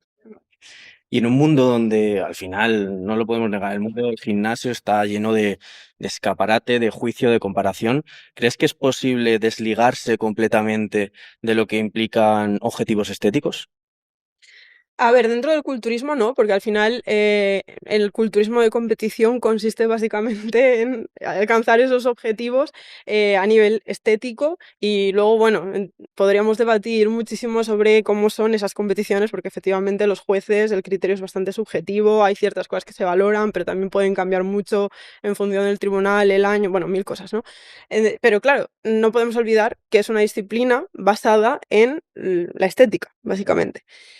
¿Qué pasa? Que eso no implica que tú no puedas aspirar a tener un físico con el que te sientas, pues, más a gusto, que no tiene por qué ser el físico supernormativo y demás. O sea, yo creo que el poder sentirse a gusto con el propio físico es algo que está disponible para todos. Yo qué sé, todo el mundo tiene sus partes que le gustan más y que le gustan menos, y no lo veo mal, pero tampoco veo mal, pues eso, ¿no? Porque muchas veces lo que me encuentro, y sobre todo con movimientos así más tipo body positive y demás, es que yo lo que veo es que esconden como una cierta invalidación de que tú quieras desear verte mejor. O sea, es como si estuviera mal, pues eso, ¿no? Entrenar con uno de los objetivos, no tiene que ser el único, pero con uno de los objetivos, pues desarrollar un físico con el que te encuentres a gusto tú. Entonces, que esto tiene que ir muchas veces de la mano de trabajar también el aspecto psicológico de la relación con tu propio cuerpo, porque efectivamente a veces la expectativa está en un lugar donde no tiene que estar, o porque a lo mejor te dices cosas muy feas a ti mismo sobre justamente esas partes que no te gustan de ti. Sí, por supuesto, eso también hay que trabajarlo. Pero no veo nada de malo, y creo que cuando los psicólogos también moralizamos mucho con eso, estamos metiendo un poco la pata. No veo nada de malo en buscar el físico, y que cada uno será uno distinto, para gustos no hay nada escrito, con el que tú te sientas bien. Además, a mi parecer, el movimiento body positive es un poco ingenuo e injusto, ¿no? En el sentido de que, bueno, sí, acéptate, quiérete, pero por otro lado, te van a estar reforzando todo el rato conductas contrarias a ese cuerpo, ¿no? Y al final vas a vivir en una sociedad que está castigando X conductas relacionadas con ese cuerpo. Por lo tanto, ¿cómo no vas a querer cambiar ciertas cosas, ¿no? Quizá tiene que ir más por construir la autoestima sobre otros pilares, que no todo dependa de la estética, no todo dependa del ejercicio, de la alimentación, etcétera, pero el body positive quizá no es la mejor idea, ¿no? Claro, la estética al final, como muy bien dices, es un pilar más. No, o sea, el cómo te veas tú físicamente no debe ser la única forma en la cual tú te valides o te valores a ti mismo. Tienes, o sea, tu vida es mucho más amplia que tu cuerpo. Tu cuerpo está, o sea, tu cuerpo es importante. De hecho, a mí el movimiento body positive, ahora que dices, también me resuena un poco contraproducente, porque si tú te quieres y te valoras, ¿no sería más lógico también cuidarte? Porque a veces también siento que desde el movimiento body positive se hace un poco apología de cómete 3 donuts, no pasa nada. En plan, a ver, si te apetece mucho comerte 3 donuts, cómetelos, ¿no? ¿Quién soy yo para decirte nada? Pero tampoco creo que es la pauta que un sanitario deba dar, mm, con el fin de la salud, ¿no? No sé si me explico. Al final creo que no es, puedes tener a lo mejor, ¿no? Que también sería dudoso por lo que tú dices, porque vives en un contexto en el cual se te va a bombardear con otro tipo de mensajes. Pero creo que ni siquiera busca la salud el movimiento body positive. Busca un poco, pues quizás el conformismo, no lo sé, pero no me resuena un mensaje saludable de fondo. Puedes estar muy saludable a nivel psicológico, pero a nivel físico, si te quisieras más y si te quisieras tanto, buscarías mejorarlo. No para convertirte en la top model tal, sino para sentirte tú bien. ¿Qué de los cánones? ¿Han cambiado mucho en los últimos años? Porque yo recuerdo empezar en estos temas del gimnasio y que los cánones que se buscaban tanto como chicas como chicos eran, digamos, mucho más alcanzables que los actuales. Los actuales prácticamente me parece que hay una utopía ahí que no se puede lograr. Bueno, al final, ahora dirás tú también más desde la experiencia como entrenador, como preparador, vaya. Yo creo que son modas. También yo considero bastante inalcanzable en función de cómo es mi fisionomía, ¿no? O mi genética. También veo bastante inalcanzable el objetivo físico o en lo que era bueno, el estándar de estético y de belleza de los 90. De chicas súper delgaditas, con mucho pecho y demás. Yo eso no lo podría alcanzar en la vida, por mucho que entrenara y por mucha dieta que hiciera.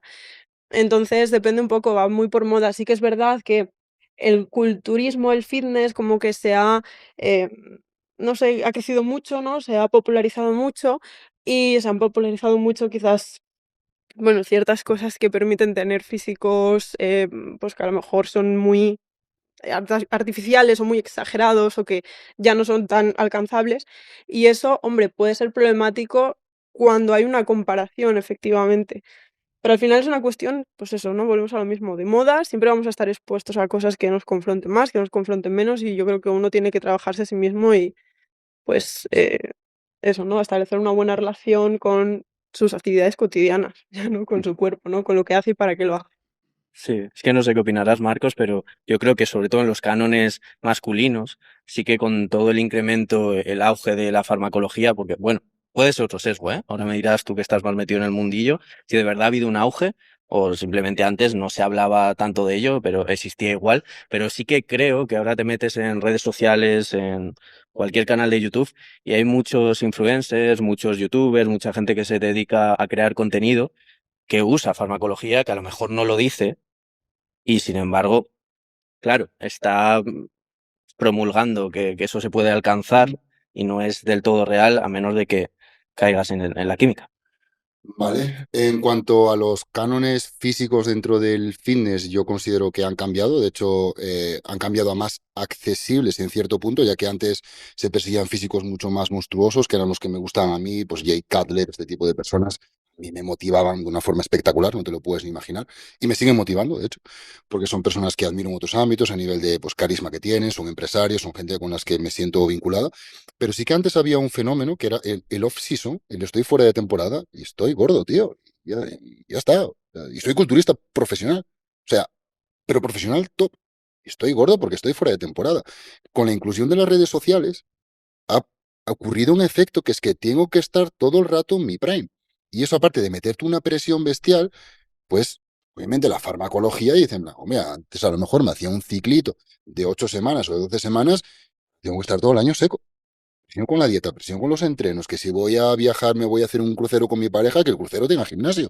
Y al mismo tiempo a ver cómo me llevo la farmacología para que no me la pillen en el aeropuerto. Y es como, tío, es demencial, es absolutamente demencial. Y creo que las redes sociales, ¿sabes? Pues han generado que ese caldo de cultivo explotase, ¿no? Entonces, esto respecto a la pregunta de los cánones. Son más accesibles en cuanto a conseguir un físico más, no tan masivo, pero mantenerlo todo el año es desquiciante. Entonces, bueno, en ese aspecto es menos accesible.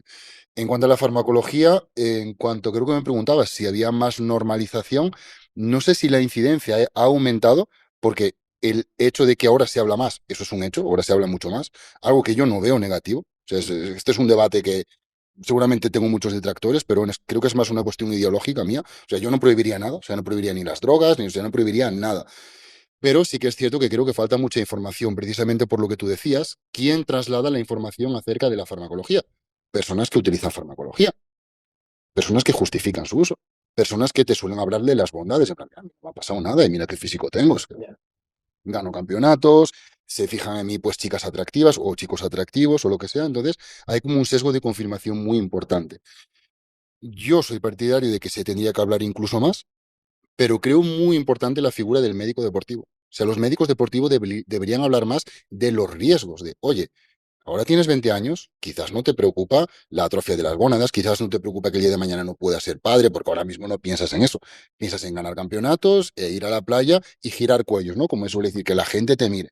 Sobre todo si puede ser la gente que a ti sexualmente te atrae, ¿no?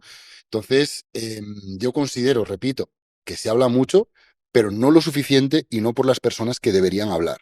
Creo que todo el mundo debería hablar, con esto no estoy aplicando la censura a los que hablan, pero sí que creo que falta mucha información. Aún así, a día de hoy, se evita que la gente abuse mucho, porque sí que es cierto que el mensaje de no hace falta utilizar tantas cantidades, hay ciertos compuestos que en absoluto son necesarios, que antes se utilizaban mucho.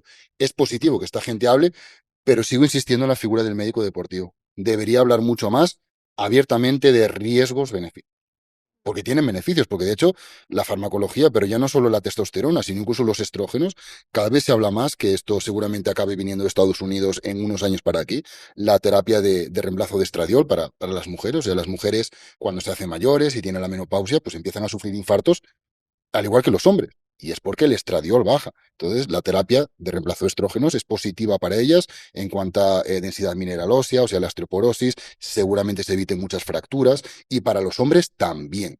Pero el fondo y la forma en cuanto esto se traslada a la población debería ser por un profesional que conozca todo, holísticamente, la problemática y los beneficios que tienen, porque inician con una finalidad clínica, ayudan a muchas personas, pero los fármacos que se utilizan, las cantidades que se utilizan, deben ser las que son, porque mucha gente justifica adicciones, adicción psicológica, y justifica otro tipo de adicciones en, no es que, bueno, yo soy culturista de competición, no es que, bueno, es que me veo un poco mejor y me viene bien para mi trabajo, y a lo mejor consumir un poco de cocaína también porque te espabila, pero es lo que es, y hay que tratarlo como hay que tratarlo. Entonces, volvemos a lo del martillo, es una herramienta, si la utilizas bien te va a ayudar, si la utilizas mal, pues te puedes hacer daño, puedes hacer daño.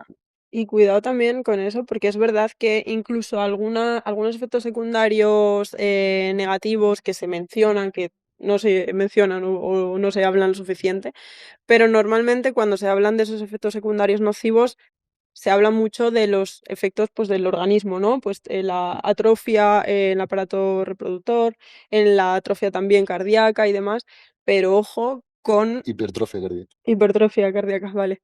Pero ojo con también los efectos secundarios nocivos que tiene en el plano psicológico. O sea, la ansiedad, la depresión. O sea, ojito con eso que no se habla nada. Y tela, yo he tenido y tengo pacientes muy tocados por ese tipo de temas. Y yo creo que la persona que se lo plantea, pues eso, con 20 años, que no lo piensa mucho y demás, no se está poniendo realmente en la situación de qué va a pasar o qué vas a hacer cuando ese fármaco que tiene ese efecto, aunque tú lo controles mucho, aunque tú utilices baja dosis, aunque tú lo que sea, te genere cierta sintomatología psicológica. O sea, vas a estar preparado para lo que a lo mejor puede conllevar eso en tu entorno, en tu contexto, con tu familia, con tu pareja, con tus amigos, con tu trabajo.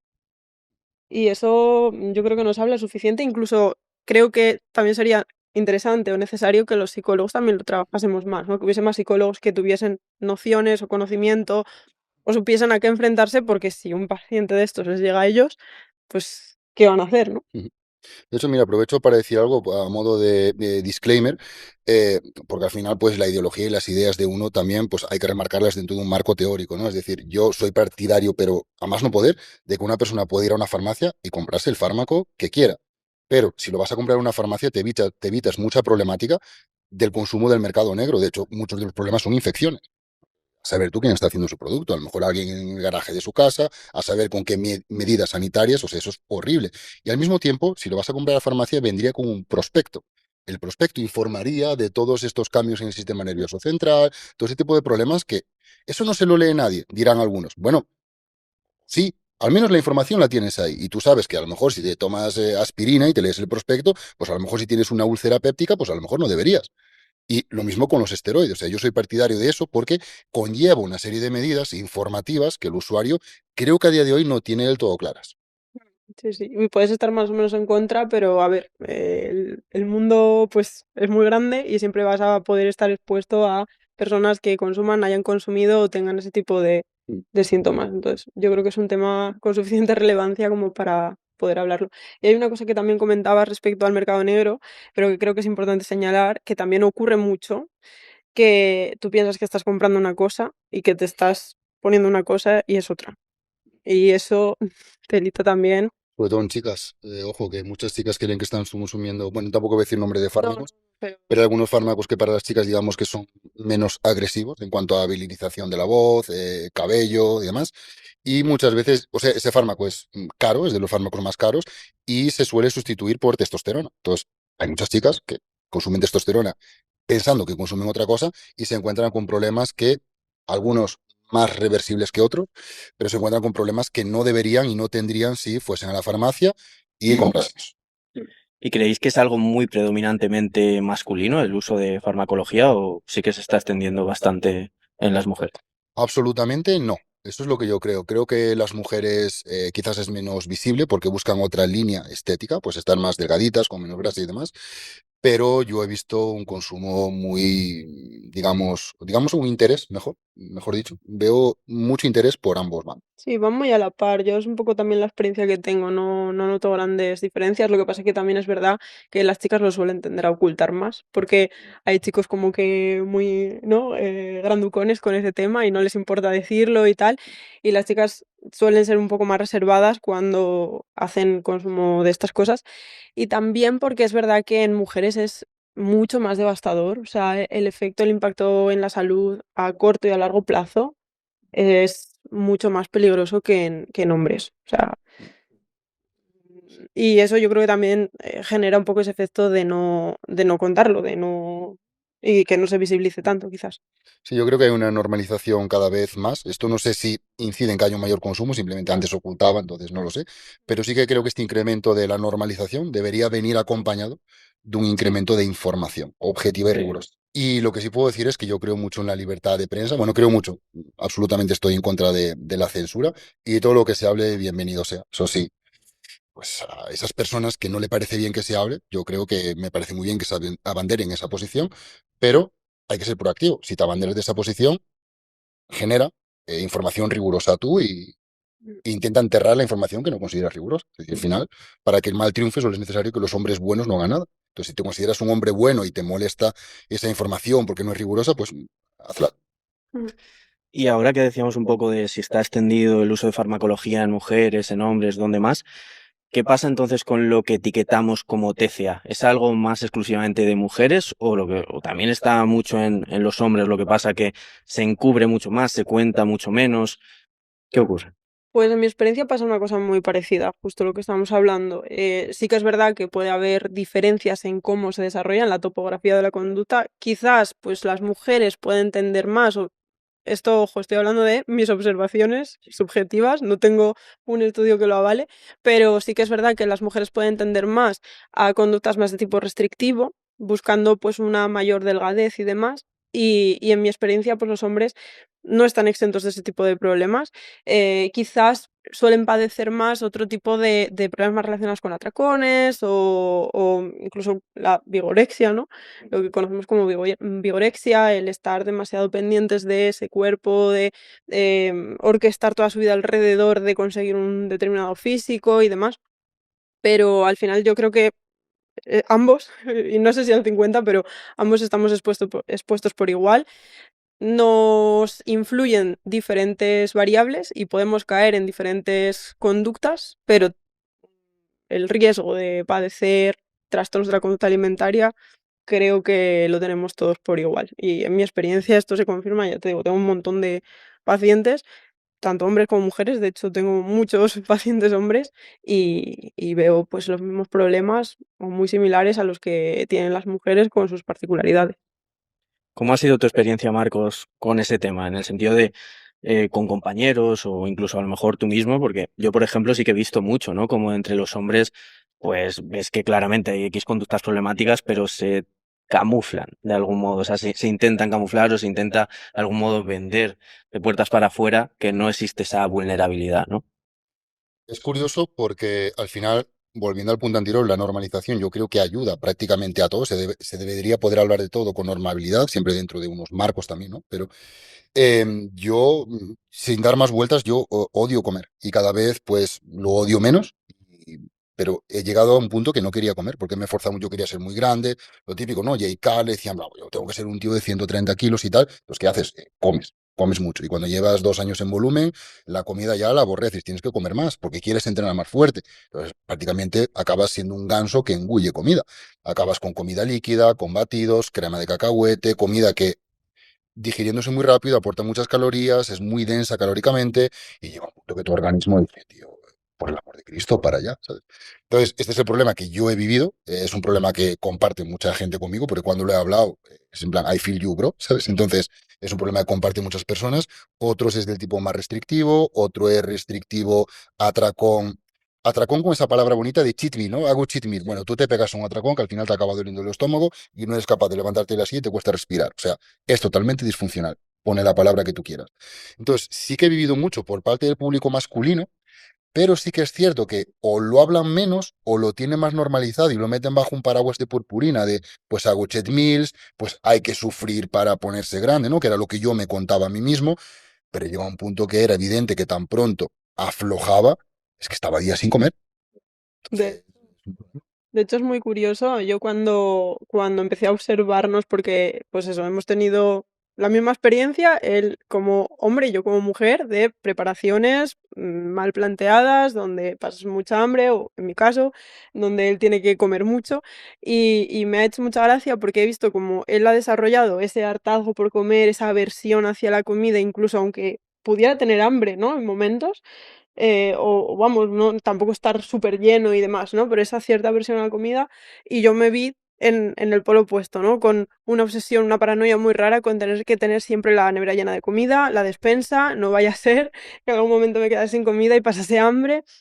Entonces, al final, pues somos mecanismos, o sea, somos organismos especializadísimos en la adaptación, te adaptas a las experiencias que vas teniendo y te adaptas de maneras distintas en función de las experiencias distintas que tienes, pero es que al final todos somos susceptibles de que nos pasen las mismas cosas. Quizás, yo creo que esto pasa en general con psicología, en el mundo de la psicología, quizás los hombres consultan menos o preguntan menos, cada vez yo creo que van preguntando más, o al menos yo trabajo con muchos hombres, vaya, o sea, no, quizás no noto tanto esa diferencia tan grande, pero yo creo que si no se ha visibilizado más o si no sale más a la luz, puede ser más por un sesgo de que a lo mejor los hombres tiendan a no sentirse tan eh, legitimados a consultar esas cosas o no sé, o incluso ridículos a abrirse a la vulnerabilidad. En concreto, yo creo que como no hay normalización, de hecho, bueno, que igual suena un poco raro lo que has dicho porque somos pareja, entonces cuando empezamos a salir, a él le sorprendió lo poco que yo comía. Mm, Y a veces, muchas veces, cuando salimos a cenar, cuando íbamos, por ejemplo, al sushi, ella me decía, ¿no quieres más? Y yo estaba rayado porque esa sensación de tener opresión en el estómago, estar lleno, es como como que no tengo filtro, porque antes me forzaba, y como que ya no disfruto de la cena y empiezo con ese metapensamiento de, pero realmente estaré lleno porque realmente me apetece comerme este nigiri, pero, y ujú, empiezo como un metapensamiento que ella empieza a decir, oye, está raro, ¿te pasa bien? Sí. Y claro, al hablar más con ella me he dado cuenta que realmente eso que yo sentía como que no me gusta comer, que realmente era un problema que tenía de alguna forma, no grave porque no me dificulta la vida, pero decir, en mm, plan, joder, pues yo nunca he hablado de esto y realmente igual debería prestarle atención, ¿sabes? mm, Entonces, sí. hablar con ella, que pues me ha ayudado mucho esto y tal, pues eso, me ha ayudado a normalizarlo más, a entenderlo mejor, y creo que los chicos sí hablan muy poco, pero porque no tienen sensación de que sea realmente un problema. Pues puede ser. Eso yo no la tenía. Cuando ella me decía, es que comes muy poco, y yo, bueno, no sé, es como, está mal, está bien, me empezaba a rayar. Porque yo mismo sabía que es que no, yo por mí no comería, ¿sabes? Sería como los perros, me pones 2 cazos de pienso, sé que esto es lo que tengo que comer y me lo como, porque es a lo que estoy acostumbrado.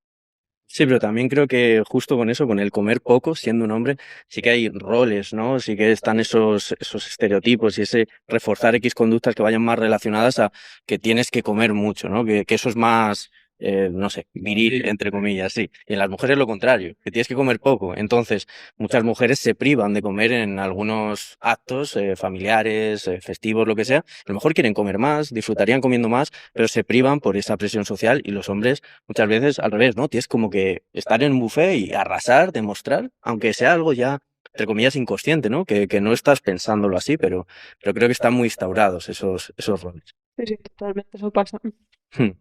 Luego también lo que yo he visto mucho en mi experiencia con todo lo que decíais de problemas en hombres, yo lo que más veía era el encubrir los atracones con cheat meal, porque ya caías en una dicotomía de todo o nada, ¿no? De, vale, sí, te has dado un cheat meal, pero es que el cheat meal se supone que es esa comida, no todo el día. Ya has arrasado todo el día y has dicho, bueno, ya hoy caigo en esa dicotomía todo o nada y ya mañana vuelvo. Muchas gracias. Es curioso cómo evoluciona voy a decir trastorno, ¿vale? Que sí, no es un trastorno, pero yo cuando vi la figura, que no es tan vieja, ¿eh? De los cheat days, digo, pero estáis abriendo la justificación, ¿sabes? A algo disfuncional. Ya. Y cheat days, pero ¿qué es eso? Es como sí, fin de semana de refit. Pero ¿por qué, si te encanta comer queso, por qué no comes un poco de queso cada día?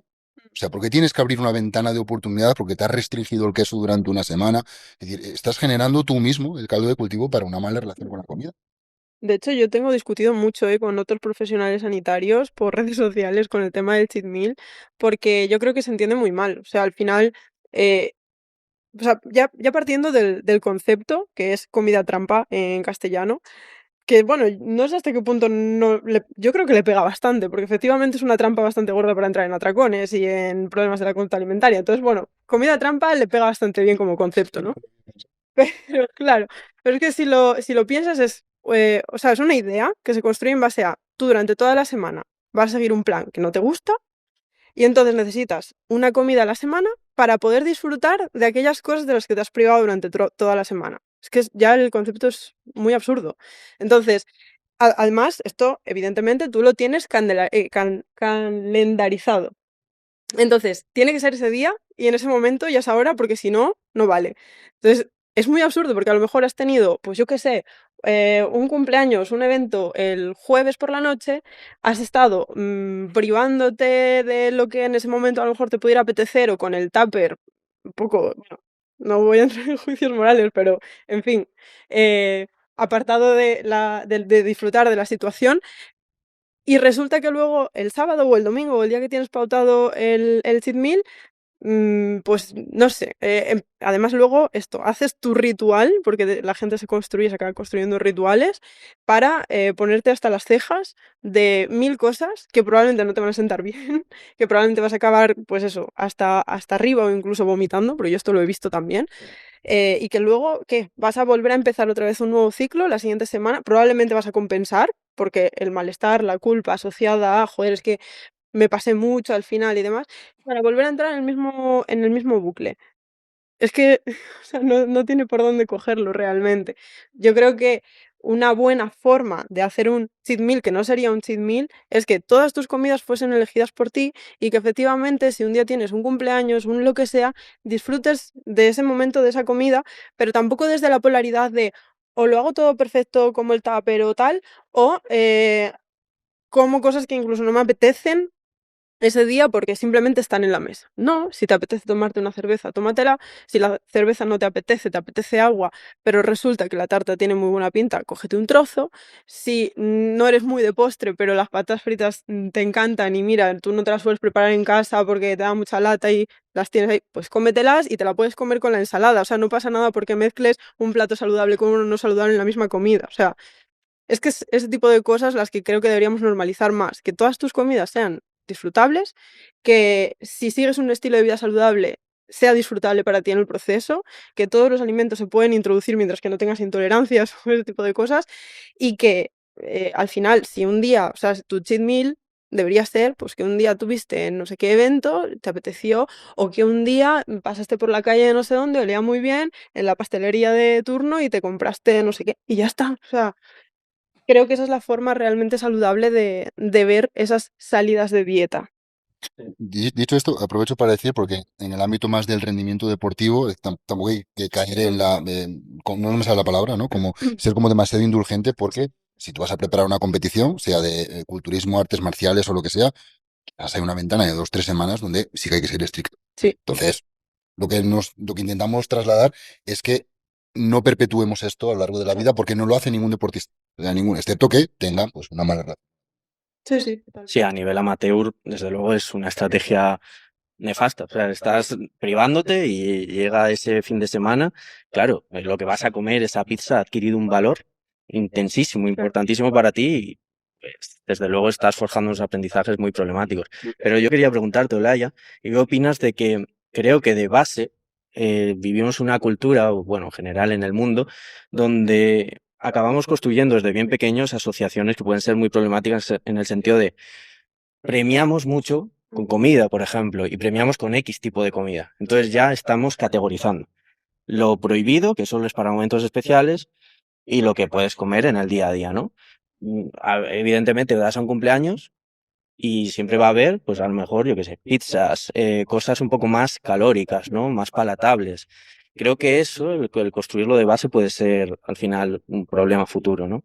Sí, totalmente. De hecho, si nos ven padres, pues efectivamente, o futuros padres, pues efectivamente que eduquemos a nuestros hijos a no dar ese tipo de premios, pues estaría genial, porque efectivamente luego tú llegas a la edad adulta, pues con esas ideas que nunca te las has cuestionado, y yo esto es algo que me encuentro todos los días en consulta, personas que vienen, que además se ve muy claro en los momentos de vulnerabilidad. Es decir, cuando has tenido, pues yo que sé, un disgusto, una pérdida, lo que sea, ¿qué buscas en ese momento? Buscas el alimento normalmente que tus padres te daban en momentos cuando estabas triste y no sé qué, lo típico, la leche con galletas, el helado, o sea, cosas que normalmente has asociado a confort, a una forma de o una estrategia de reducir la ansiedad o el malestar. Entonces, sí, claro, si todo lo que se pueda trabajar desde la prevención por ahí sería maravilloso. Ahora, una vez que ya te pasa, yo lo que trabajo con estas personas es, primero, en hacerles conscientes. Yo creo que si tú eres capaz de identificar que esto te pasa, ya esto te da mucho más margen de maniobra. Pero tampoco me pongo muy pesada con eliminarlo. Quiero decir, si tú disfrutas ese alimento, pues está genial. La cuestión es que no sea la única herramienta que tienes para gestionar tus emociones. Bueno, pues tómate tu leche con galletas, disfrútala, céntrate en disfrutarla, porque luego encima muchas veces lo que me encuentro es me tomo la leche con galletas porque lo tengo asociado a que me calma, pero me lo tomo con ansiedad, entonces me lo tomo rápido, no lo disfruto, entonces luego busco más. Un desastre. Entonces, tómatelo tranquilamente, disfrútalo, no sé, que sea una situación, pues eso, ¿no? Que seas un poco autoindulgente contigo mismo en ese momento. Estás pasando por un proceso personal complicado, estás pasando por un duelo, estás pasando por lo que sea, pero también establece nuevas alternativas o nuevas estrategias o otras formas también de buscar el mismo resultado, ¿no? De buscar ese confort, de aliviar esa ansiedad o ese malestar o esa tristeza o lo que sea. Entonces yo lo trabajo un poco desde ahí. Y si en el proceso, oye, llega un momento donde digo, joder, pues mira, ya no pienso en la leche con galletas, pues genial, igual hasta desarrollas estrategias todavía mejores o que te calman más o que te dan más confort o que están más alineadas con tus valores o con quién tú eres o con tus objetivos. Estupendo. Pero no me obceco tanto, no le doy tanta importancia, tanto peso a eliminar esa conducta de comer emocional como tal, sino que lo pongo un poco más en contexto. En lo que respecta al ejercicio, ¿creéis que si el objetivo es la salud, que puede haber otros objetivos, todo el mundo debería entrenar con cargas? Sí, sí, absolutamente sí. El músculo necesita generar resistencias y necesita Es decir, las personas que tienen más fuerza sobreviven más. Repito, esto es lo que muestra la literatura. Esto no tiene necesariamente que implicar que una persona entrene con pesas, que haga el deporte que le gusta. Es decir, un futbolista genera impactos, genera movimientos, cambios en el desplazamiento, se genera equilibrios y desequilibrios entre la musculatura, activación, desactivación. Entonces, yo creo que cualquier persona en el mundo, sin limitaciones, debería poder encontrar una actividad que disfrute. Porque el hecho de hacer ejercicio libera endorfinas, el sistema endocannabinoide, o sea, nos hace sentir bien. Obviamente busca algo que a ti te guste o busca aquellos deportes. Yo soy muy partidario de aquellos padres que llevan al hijo a diferentes actividades y soy muy partidario de cuando el niño dice, pues a mí me gusta esto, pues que el padre fomente eso. Entonces, que no lo has podido hacer a lo largo de tu etapa del desarrollo, pues de adulto, apúntate a bailes. Que yo odio bailar, pues apúntate a otra cosa. Pues yo qué sé, no lo sé, ¿sabes? Haz cosas que donde tú encuentres un vínculo. No volvamos a caer en lo mítico de si me quiero estar saludable, qué deporte es el más óptimo? El que tú busques va a estar bien. El hockey, el que sea. Claro, yo creo que la sala de pesas sí, ¿no? El fitness suele ser muy accesible porque al final más o menos tienes un gimnasio cerca, lo puedes adaptar a tus rutinas y bueno, suele ser quizás lo que recomendamos más o lo que vemos más a menudo simplemente por una cuestión de accesibilidad, porque a lo mejor a mí me encanta la escalada, pero cuántas oportunidades tengo en mi día a día de ir a un rocódromo o ir a la montaña, ¿no? A escalar.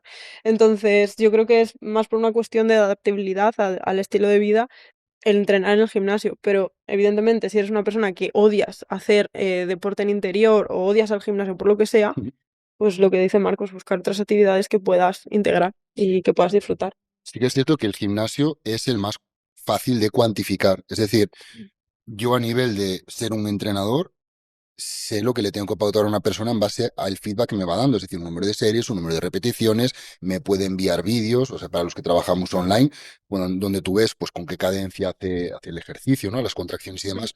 Un futbolista es más complicado porque tú no puedes cuantificar el número de quiebros o de desplazamientos que hace. O sea, en profesionales sí, los kilómetros, pero aún así lo hace a demanda del entorno, no programado con anterioridad. Yo sí puedo programar entrenamiento, o sea, Mm. es el ejercicio, digamos, es muy saludable, es el más cuantificable, si lo pautas bien, pues es donde más puedes prevenir lesiones, pero obviamente esto no puede justificar meter a una persona en una actividad que no disfruta. Entonces, por eso, Sí, pero desde luego es donde más controlas todas esas variables, sí. Mm. Y a nivel, o sea, ¿qué ocurre durante la hipertrofia muscular? Porque también creo que hay muchos mitos instaurados con respecto a si están desgarrando fibras, ¿qué es lo que ocurre? y esto se escucha mucho, ¿no? Que el músculo hay que primero romperlo para luego hacer músculo más grande. Esto es uno de los mitos más grandes que tenemos en el mundo del entrenamiento. De hecho, las agujetas, lo que se conoce como agujetas o maniotas, para si alguien nos ve de Latinoamérica, es fruto de un exceso muscular. O sea, de un exceso de contracción o de una contracción a la cual el músculo no está acostumbrado, sobre todo en los planos más excéntricos, esa fase más de resistencia. Entonces, es cuando se producen las agujetas y es contraproducente en casi todos los escenarios para producir ese crecimiento muscular que conocemos como hipertrofia. El músculo crece por estímulo. ¿Qué conocemos por estímulos? Cuando el músculo se contrae, se generan estímulos contráctiles. Pues cuando esto lo llevamos a intensidades altas y controladas dentro del gimnasio, el músculo simplemente, pensemos que el músculo tiene un sistema nervioso central y dice en plan, hostia, este me está sometiendo a unas demandas que están sucediendo ahora, igual me tengo que preparar porque igual dentro de 5 días se le da por someterme a otras, iguales o superiores. Entonces, la biología de nuestro cuerpo, que es muy plástico y es muy sabio, se prepara estructuralmente por si a ti, que estás medio zumbado, pensará tu músculo, se te da por volver a someterlo a esas cargas. Entonces se va haciendo más complejo estructuralmente en cuanto a tamaño y demás, y eso es lo que conocemos o lo que vemos nosotros, que los músculos crecen, pero es por estímulo. Lo que hablamos antes de los ribosomas, se generan más ribosomas, se generan más lisosomas, se genera un mejor reciclaje, se generan más mitocondrias, el músculo respira mejor y se van generando adaptaciones. Si nos ve pues algún entrenador, realmente el sistema de reciclaje de lactato, subproductos y demás, es decir, el músculo se prepara para esa actividad. Entonces va creciendo, va oxigenando mejor, etc, etc, etc. Y según nosotros vamos metiendo entrenamientos a lo largo del tiempo, no sé si conocéis el método de, ¿cómo era? El milón de Crotona, puede ser, que era un griego que empezó pues cargando un ternero a lomos cuando el ternero era pequeño, y según el ternero iba creciendo, cada vez el peso era mayor, entonces el propio milón de Crotona se iba poniendo más fuerte porque el ternero pesaba más. Pues esto es lo que nosotros en esencia hacemos, cada vez trabajar con más cargas, con más intensidad. Obviamente hay protocolos donde se hacen descargas, desadaptaciones para readaptar, pero en esencia es esto, el músculo cada vez soporta más demandas y se tiene que hacer más grande porque es que no le queda otra. Y en lo que respecta a lo que decía antes del volumen de entrenamiento, la frecuencia, yo lo que ahora sí que veo muy extendido también, puede ser de nuevo mi sesgo, es que hay que hacer para crecimiento muscular frecuencia 2, preferiblemente, y también en torno a, en una sesión, no sé, 8 o 9 series por grupo muscular. No sé si eso tiene aval o no tiene aval. Ujú. Bueno, como todo, pues son medias, ¿no? Al final la media tiene aval, bueno, tiene aval como media, pero no como extrapolando para un sujeto y no tiene en cuenta outliers y demás. Sí que es cierto que estas tablas, cuando llevas poco tiempo entrenando, que llevas entrenando un año, son unas muy buenas tablas de referencia, porque además cuando llevas, pues eso, menos de un año entrenando, tu cuerpo, tu musculatura está hiperreceptiva y cualquier estímulo que le des, pues va a reaccionar bien y va a crecer. Cuando ya llevas entrenando más tiempo, cuando una persona se puede considerar moderadamente experimentada, que lleva 2 años, 2 años y medio, la tasa de crecimiento va disminuyendo y cada vez tenemos que hilar un poquito más fino. Entonces, como cada vez tenemos que hilar un poquito más fino, sí que es cierto que en la literatura se ve que la frecuencia 2, es decir, dar 2 estímulos a un grupo muscular a lo largo de la semana, suele ser mejor que frecuencia 1, pues por los incrementos en la tasa de síntesis de proteínas, por la recuperación de este grupo muscular en concreto y demás, suele ser lo mejor, pero a lo mejor a ti te va mejor frecuencia 3. De hecho, incluso nosotros tenemos clientes que tienen un pectoral que se te va a la cabeza y reaccionan mucho mejor a muy poco estímulo que a más estímulo. De hecho, si le das más estímulo, voy a decir digamos, voy a sobresimplificar, ¿vale? Es como que se le encoge el pectoral. Entonces, a poco estímulo reacciona mucho mejor. Tú eso lo observas como buen científico, ¿no? Si recoges datos, haces una hipótesis, tú, hostia, si con menos reacciona mejor, ¿por qué voy a darle más? No, porque he escuchado que en el culturismo a más es mejor. Si un poco funciona, más funcionará más. Pues no necesariamente. De hecho, a mucha gente le funcionará mejor estudiar menos porque se satura menos. Pues esto es absolutamente igual. Entonces, en términos generales podemos establecer medias, pero cuando trabajas con personas, pues hay variabilidades que hay que tener en cuenta. Y yo creo que a este respecto juega un papel también importante la gestión de la fatiga, ¿no? Claro, pero es que la tolerancia a la fatiga, además las fatigas tienen un gran componente psicológico, que esto lo explico mucho en las formaciones, porque cuando la gente dice que no puede más, realmente con una canción que te motivase en los auriculares, ¿no podrías más? A lo mejor sí. Si te pongo una pistola en la cabeza, ¿no podrías más? Pues a lo mejor no te tienes mucho aprecio a ti mismo, pero si se lo pongo a un ser que tú quieres, a lo mejor sí podrías más. Entonces, tan fatigado no estarías. Entonces, hay un componente psicológico muy importante y muy interesante desde la perspectiva del entrenamiento. Entonces, siempre puedes más.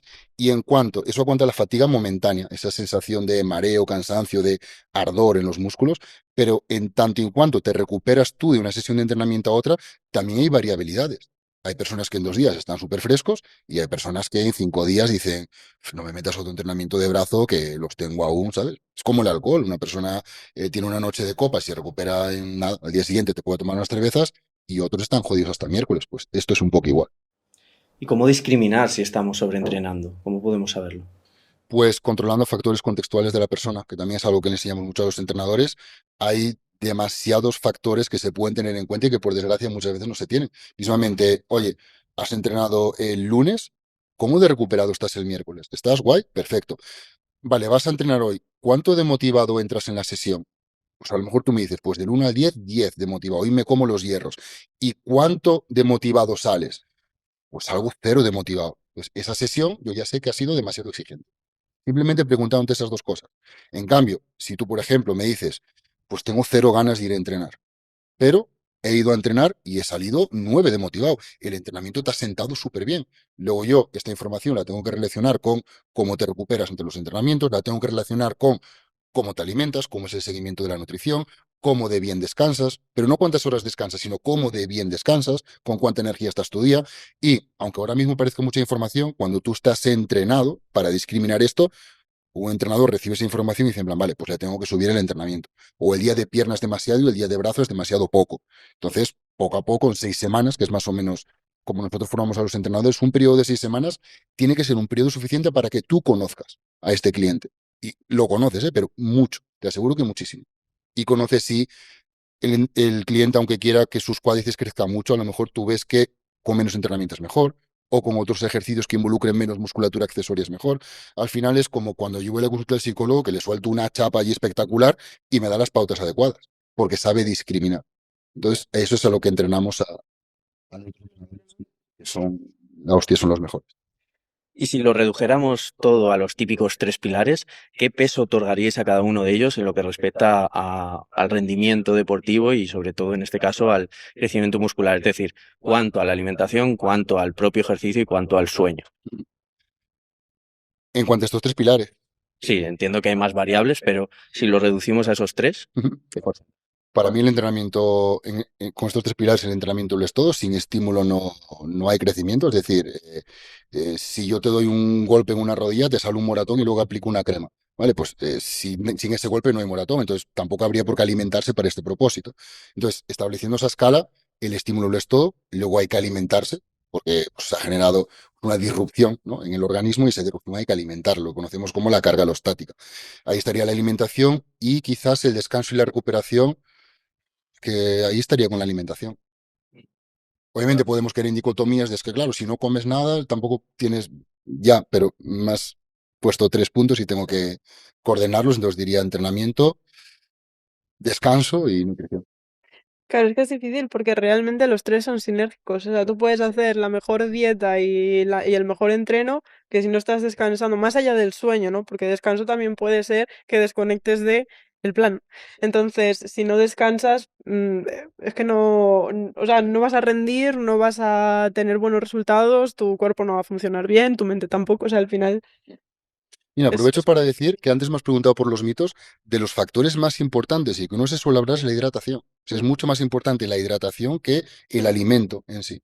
La gente se hidrata fatal y el hecho de que tú tengas sed es que estás deshidratado y tu rendimiento ha caído, pero bastante. Y cuando veo a gente que toma suplementos, que lleva su alimentación y lo veo entrar por el gimnasio con una botella de este tamaño, digo, a mí no me dan las cuentas bien. Es decir, se podrían hacer las cosas mejor. Entonces, la hidratación es un factor súper clave que a un poco que cualquier persona estudie alto rendimiento, la hidratación es de lo primero. Y a nivel coloquial no se habla porque, pues bueno, pues agua, pues sin más, ni sabe nada, ni... Ya, pues es muy importante. ¿y qué hay de la famosa memoria muscular? ¿Existe? ¿No existe? ¿Qué es? Sí existe, pero no es lo que parece. Entonces, antiguamente se hablaba mucho de los mionúcleos, que es como pues unas estructuras que se generaban y permanecían ahí durante tiempo. A día de hoy, gracias a grandísimos autores, es decir, el estudio de la hipertrofia, o sea, las ciencias de la nutrición es un poco pues, el hermano un poco cojo, ¿no?, de la ciencia. E imagino con la psicología, porque me decía ella, pasará algo similar. Pero en cuanto a hipertrofia, auténticos cracks. Y sí que sabemos bastante de esto. Y tiene que ver bastante con lo que ya hablamos antes de los mionúcleos y demás, y la memoria muscular tiene que ver mucho con esas estructuras que se crean y permanecen dentro de la célula, del miocito, que es la célula muscular, y también dentro del código genético del ARN. O sea, hay información que queda impresa, por decirlo de alguna forma, y por eso es tan importante empezar desde la niñez, que lo saben muy bien los chinos, que empiezan con los críos desde pequeños y salen auténticas bestias en cuanto a gimnasia y demás. Entonces, el entrenar desde la niñez, además que te instaura buenos hábitos y creo que es un buen predictor de la obesidad infantil y muchos problemas, pero además genera muy buenas adaptaciones de cara a que puedas vivir más y con mejor salud en la edad adulta. Y con la cuestión de la memoria muscular, ¿estaríamos aludiendo cuando hablamos de todo ello más a cuestiones relacionadas con lo psicológico, con aprendizajes, con el tema de movimientos aprendidos o cuestiones así? ¿O sí que hay cuestiones orgánicas, fisiológicas de que es más fácil que vuelva a crecer el músculo? En cuanto a lo que es el patrón de movimiento y demás, eso sí que se pierde más rápido, o sea, eso se desentrena bastante rápido. De hecho, una persona que jugaba a hockey y lleva un año sin jugar a hockey, pues tiene que haber un periodo en el cual vuelva a pillar el movimiento y demás. Pero hablo de en cuanto a la estructura muscular, es decir, tú obviamente si dejas de entrenar pierdes adaptación, pierdes tono muscular, pero se genera como una base, una codificación de información y también estructural, que cuando tú vuelves a entrenar, digamos que recuperas mucho antes que si no hubieras entrenado antes. Entonces sí que se genera como una estructura y una codificación de información que al tú volver a entrenar, la musculatura es como que vuelve mucho antes. Y si nos vamos al plano contrario, digamos, al de la grasa, Ujú. si tú has acumulado mucha grasa a lo largo de tu vida, ¿tienes luego más facilidad para que te vuelva a ocurrir o...? Vale, es muy buena pregunta. La grasa, a diferencia que con la masa muscular, las células de grasa, los adipocitos, no solo crecen, sino que además tienen la capacidad, por desgracia, de multiplicarse. Y cuando se multiplican, pues tenemos más células que se pueden hacer más grandes y también multiplicarse. Esto en la edad adulta pasa mucho menos. Vemos casos de obesidad muy tochos en los que sí pasa, pero es mucho más difícil. Pero durante la etapa de desarrollo, la etapa infanto-juvenil, sí que ahí se puede desarrollar mucho y por eso es tan importante aplicar medidas de prevención en la etapa infantil. Luego, en la edad adulta, además, es muy curioso porque son células muy resistentes a la apoptosis, a la destrucción, y sí que es cierto que con, ¿cómo se llama? La cirugía esta que, no, Liposucción. la liposucción, sí que se pueden eliminar estas células, pero a través de la alimentación es prácticamente imposible, entonces estamos generando un problema que se puede perpetuar. Obviamente, estas células además generan inflamación, lo cual ponen en riesgo otras estructuras, como puede ser el corazón, por ejemplo. Entonces es muy importante desde los que tenéis hijos o vais a tener hijos, actividad física, estamos diseñados para eso, y también una buena alimentación. ¿Qué está pasando hoy día con el Ozempic? Con el Ozempic, pues es un fármaco que intenta revertir esta ganancia de grasa. Es un fármaco además súper interesante porque tiene pocos efectos secundarios. Se desarrolla, bueno, el principio activo es la semaglutida, que es un análogo del GLP-1. Entonces, lo que hace es reducir el apetito y también hacer más lento lo que es el tracto gastrointestinal. Es decir, la persona percibe pues tengo menos hambre, tengo menos apetito. Y sabemos también que hay unos genes, porque se dice, no, la obesidad no es genética, la gente obesa es porque come mucho y punto. No es tan fácil, es decir, obviamente comes más de lo que gastas, por eso acumulas esa grasa, pero hay gente que se sacia menos, hay gente pues que tiene diferentes problemas que tampoco pues, vamos a abordar ahora para no alargar mucho, pero simplemente pues el fármaco lo que hace es que estos problemas, digamos, arreglarlos de alguna forma, ¿no? Como me sacio antes, no tengo hambre, ergo como menos, el tránsito es más lento y, joder, pierdo peso bastante rápido. De hecho, hay figuras como Elon Musk, las Kardashian, que han perdido mucho peso y han manifestado utilizar este fármaco. ¿Cuál es el problema? Que es un fármaco. Y todos los fármacos tienen efectos secundarios. Y los de este, además, están descritos. Uno de ellos muy comunes son, pues, mareos, malestar, incluso pueden generar inflamación del propio páncreas. Entonces, es un fármaco.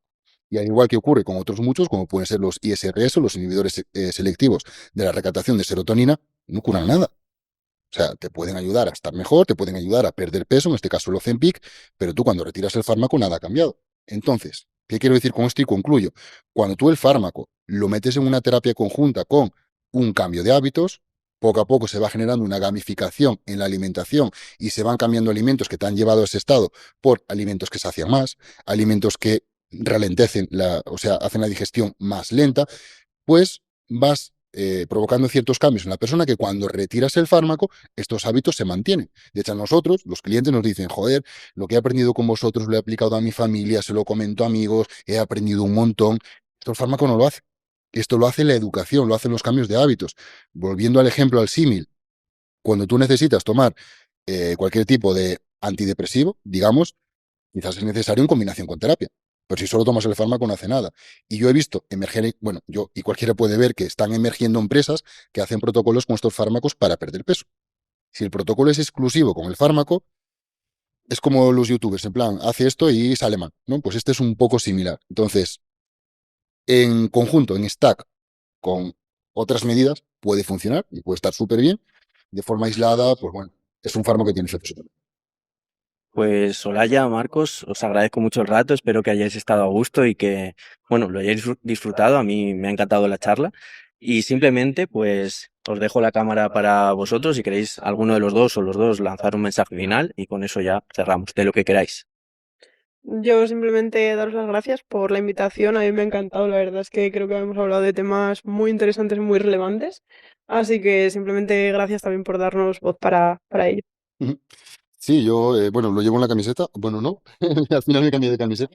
Pero la camiseta que tenía antes de entrar, es que hace mucha calor aquí, era Use Your Brain, que es usa tu cerebro. Entonces creo que a día de hoy tenemos tantísima información que aunque mucha gente crea que es negativo, yo creo que es positivo si tenemos buena actitud hacia ella. Así que cuestionadlo todo, donde todos piensan lo mismo, nadie está pensando. Y bueno, nada, gracias a vosotros por la invitación, por establecer un espacio crítico donde se pueda hablar de todo. Y he estado muy cómodo y súper feliz, así que... Genial, gracias a vosotros. Gracias por ver este vídeo, os dejamos por aquí un enlace a nuestra última formación y por aquí algunos vídeos que os pueden resultar de interés. Si estáis buscando ayuda psicológica, también podéis mirar en la descripción del vídeo donde encontraréis nuestra web y podréis solicitar asistencia terapéutica de un profesional confiable y que os ofrecerá ayuda psicológica basada en evidencia científica.